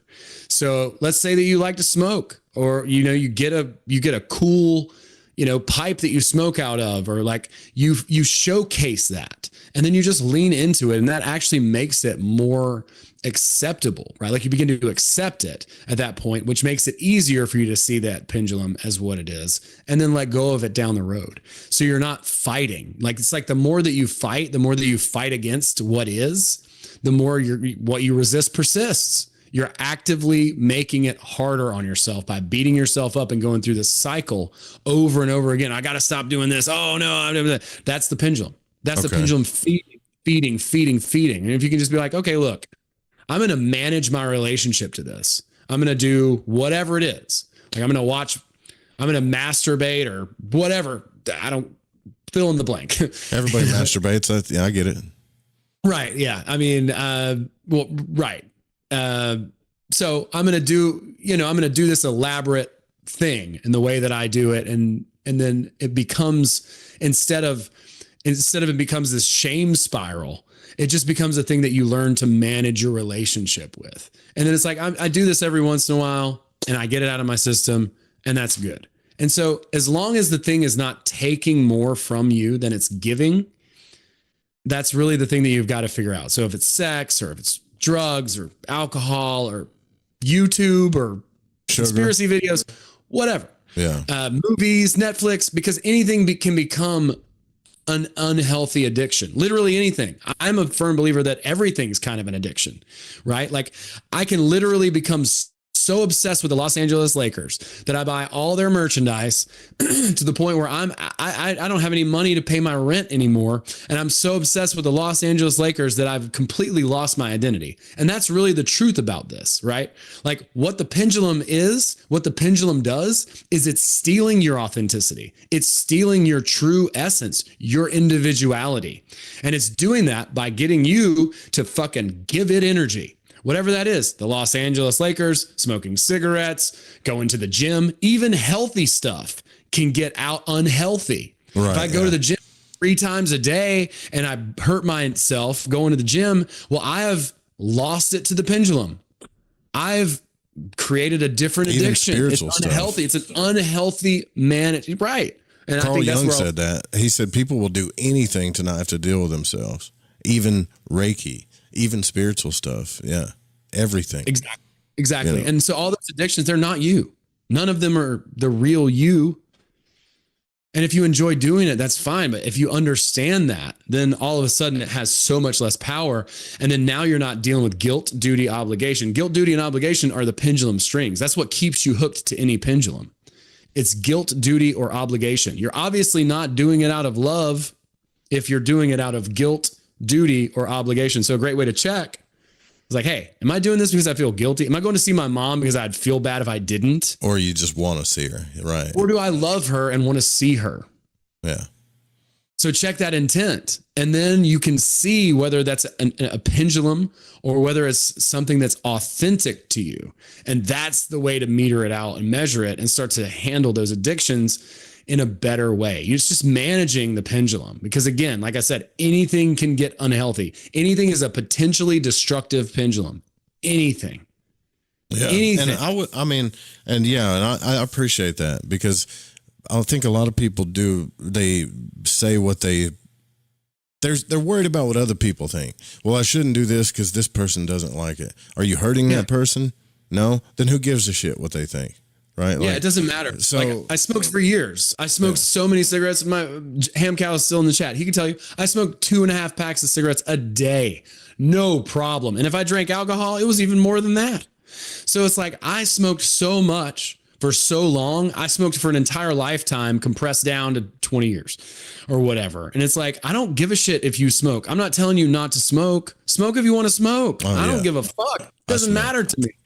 Yeah. And it doesn't even bother me. I let my friends smoke in my car. I don't even care. It doesn't even matter. I burn my nasal passages out by smoking too much. So I don't even smell it anyway. So I'm like the cool non-smoker who doesn't like bitch at you for smoking it or whatever. And like does the,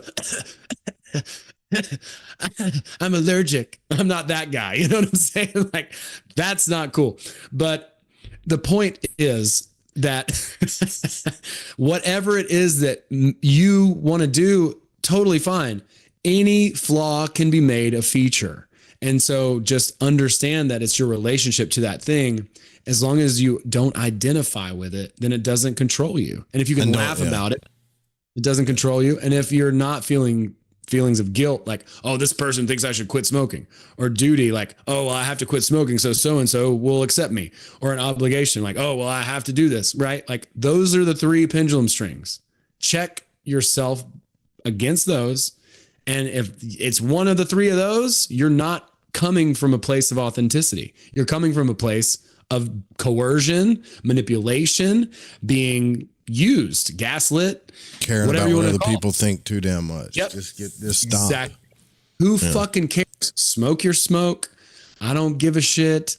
I'm not saying to quit. Watch your porn. I don't care. It was not a healthy practice for me. I like real sex. I would rather have that. And so when I was watching porn, I was not having real sex because I got like wholly into that world. That's just how it worked for me. I don't know anybody else that they watch porn once a week or whatever. Who cares? You know, like, who cares? Doesn't matter. I don't care. I'm not trying to stop anybody from doing, and I believe in free speech and, you know, whatever. I don't care. I'm not trying to stop anything. Like transurfing, it's not trying to change the world. It's trying to navigate the world the way that it is. There's no fixing the government. There's no solving the crisis of such. Those are all pendulums, because you're going to wind up working on behalf of someone else's agenda, and you're going to lose your identity, because your identity is what actually matters. Your authentic identity is your gift to the world. If you're operating out of that identity, then you're giving your gift. If you get sucked into the Lakers or fucking, you know, and if that's what you really love, then obviously do that too. Again, I don't care. Is somebody into the Lakers, bro? Like, is that why you keep bringing it up? I mean, it's just a stupid, absurd example that someone could literally ruin their fucking life because of a sports team. You know what I mean? Yeah, I've seen it. Dumb, but like leverage that into literally anything else. Anything. Yeah. You could be obsessed with Mrs. Butterworth's fucking syrup and ruin your life because you've lost your identity to a syrup company. I don't know. I mean, the absurdity goes beyond realms that I could even comically comment on. But the point is guilt, duty, obligation. And if you're working from those motives, you're being used. Last thing I want to talk about before we let you out of here. So I understand transurfing from the pendulums now. I understand it. I understand a lot about it. I understand it from a manifesting reality point of view. I get it. And I like to talk about, thanks for the 5, Joseph Carrera. Appreciate that, bro. Appreciate it. I like to talk about the blocks, because people will go into these things and start trying to manifest, and they don't deal with their own shit. And then that's when you get more miserable and more hopeless, because they forgot to deal with their shit too. Right.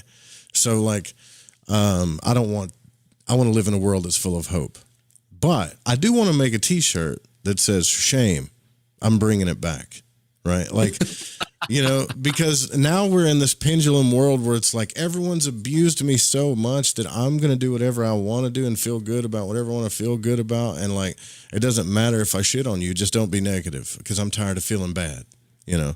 And I feel like that place is another awful place to manifest from, because I don't think nature wants you to manifest from a place where you're stomping on people because you want to feel good or because of your pain.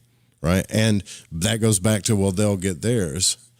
But I'm really trying to help people here is what I'm saying.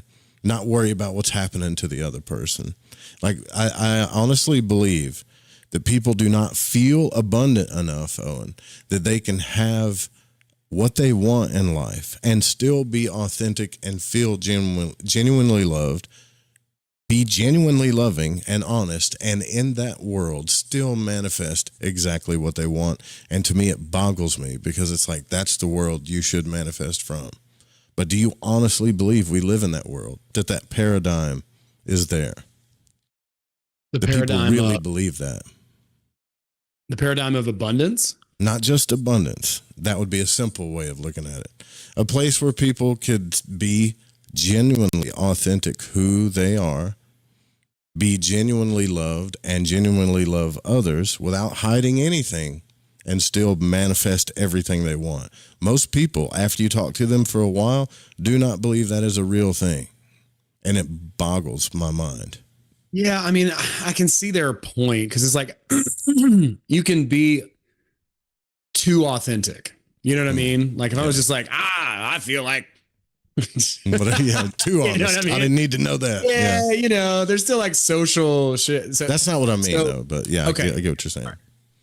But yeah, I encountered someone yesterday who was like, oh, well, yeah, I saw what you were, and this is so funny too, because it's like someone who's a friend. They're like, oh, how's transurfing going? I could just feel the condescension in their voice. And I'm like, it's actually going great. You know, like I'm here. You can tell they wanted you to say not so good, right? Oh yeah, exactly. Right. They're looking for a reaction. And I'm like, actually, you see, I'm working here and I'm doing really well. But you know, whatever, like they wanted to kind of get a thing. And so what they were trying to say is that, oh, well, you know, if not everyone could have their dream life. Right. I'm like, I can't stand those people, man. And I'm like, okay, maybe you're right. But is that going to stop you from living yours? Maybe everyone can't, but you can't control what anyone else fucking does, dude. You can only control you. Are you going to do it for you? Because you're the only one who can. You can't do it for anyone else. And maybe you're right. Maybe you're right. The model, it doesn't work, and not every single person will live their dream.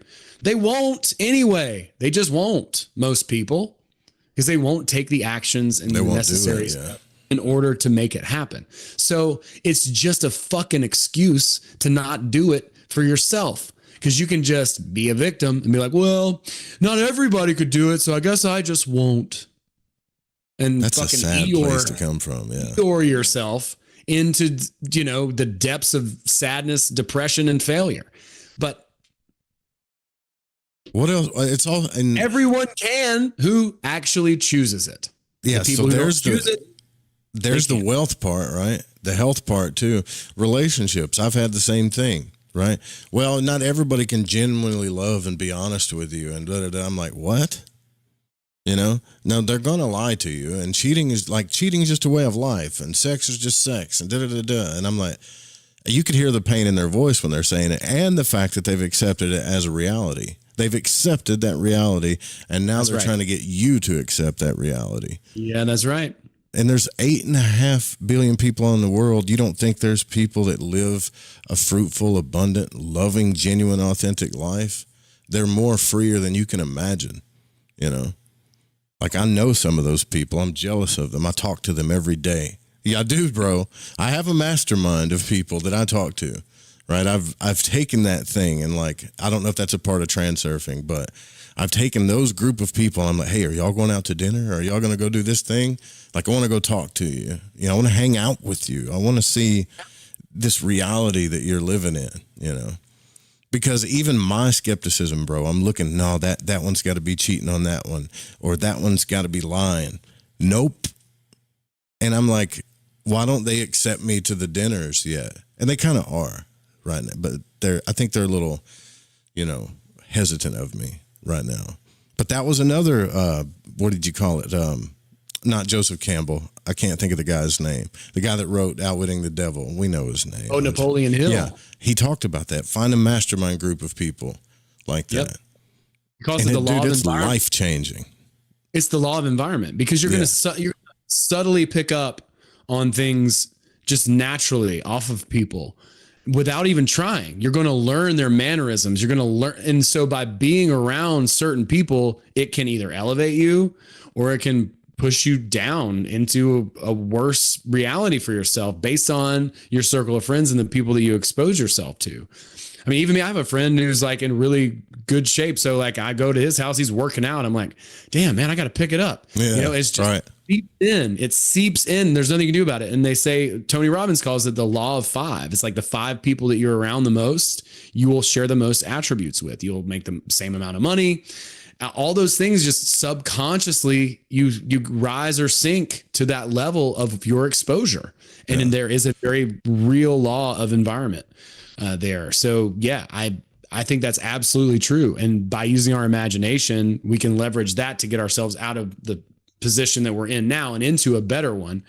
It's like, that's the reason why I chose Peter Sage, and Courtney Johnson is another mentor of mine. And those are my mentors, really. Like, that's it. Peter Sage and Courtney Johnson. I just was in Austin visiting her.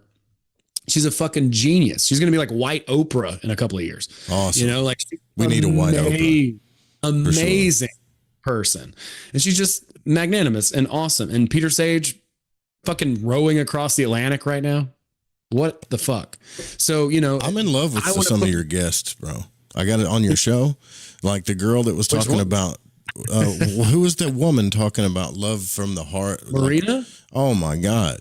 Is she married? She's probably married. You know, she's not married, dude. You should hit her up, man. She and I were talking about doing like some retreat in Bali. I just need to stay on her about that. But I'd love to have her on the show.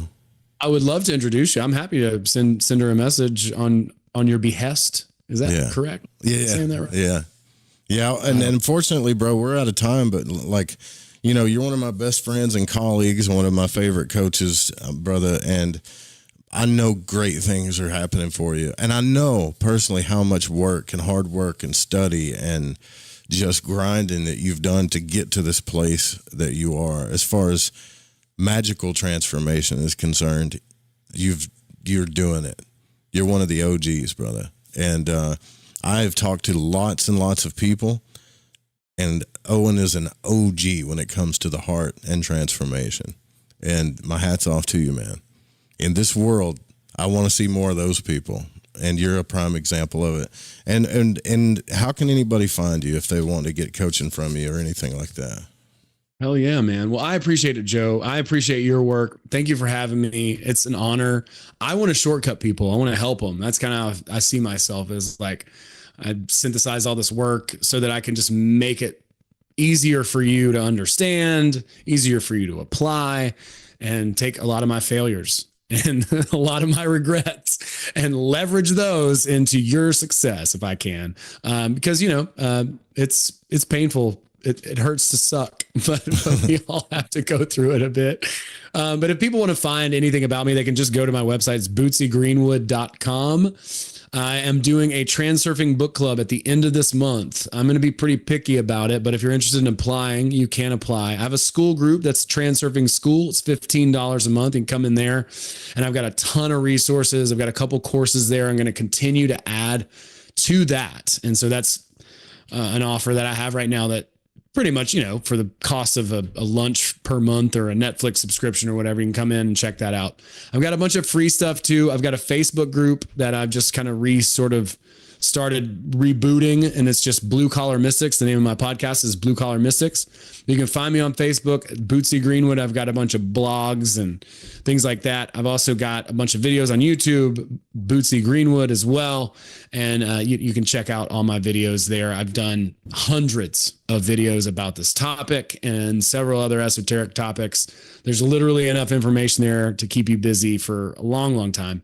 But if you want to work with me, then that's definitely an option for some people coming up at the end of January. So if you're interested in that, hit me up, shoot me a message, and we can talk about what that looks like.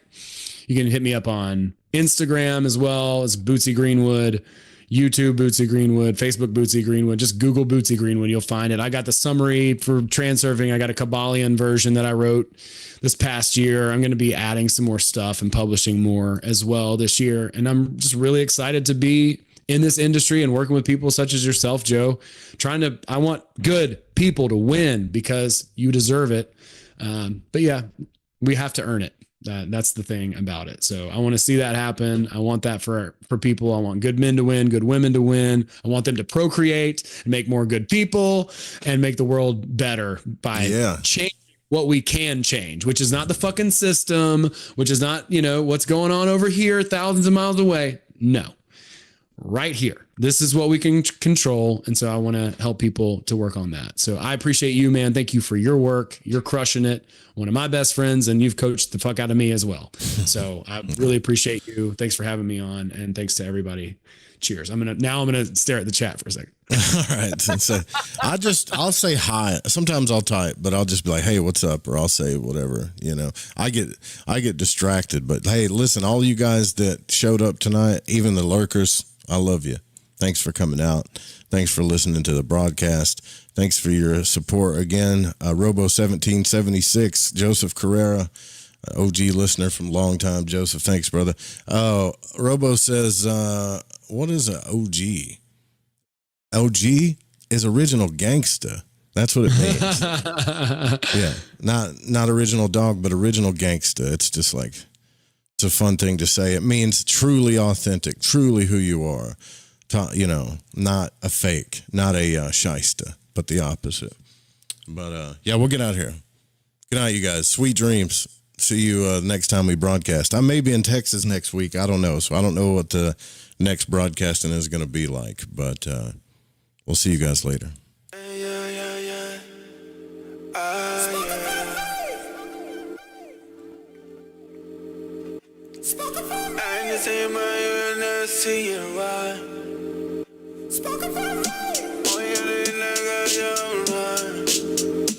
It is shining like 3 seeds of pomegranates in my hands. It's just us that's on this beach and all this sand, all of this water. I know, but damn, I know we ain't supposed to touch it. We only live once, man. You said, give it to me, give it to me, give it to me. Then said, take it, take it, take it. I said, didn't we do this really? Shouldn't we have waited? You're making faces, probably so am I. We're in the ocean, waves are rolling in your eyes.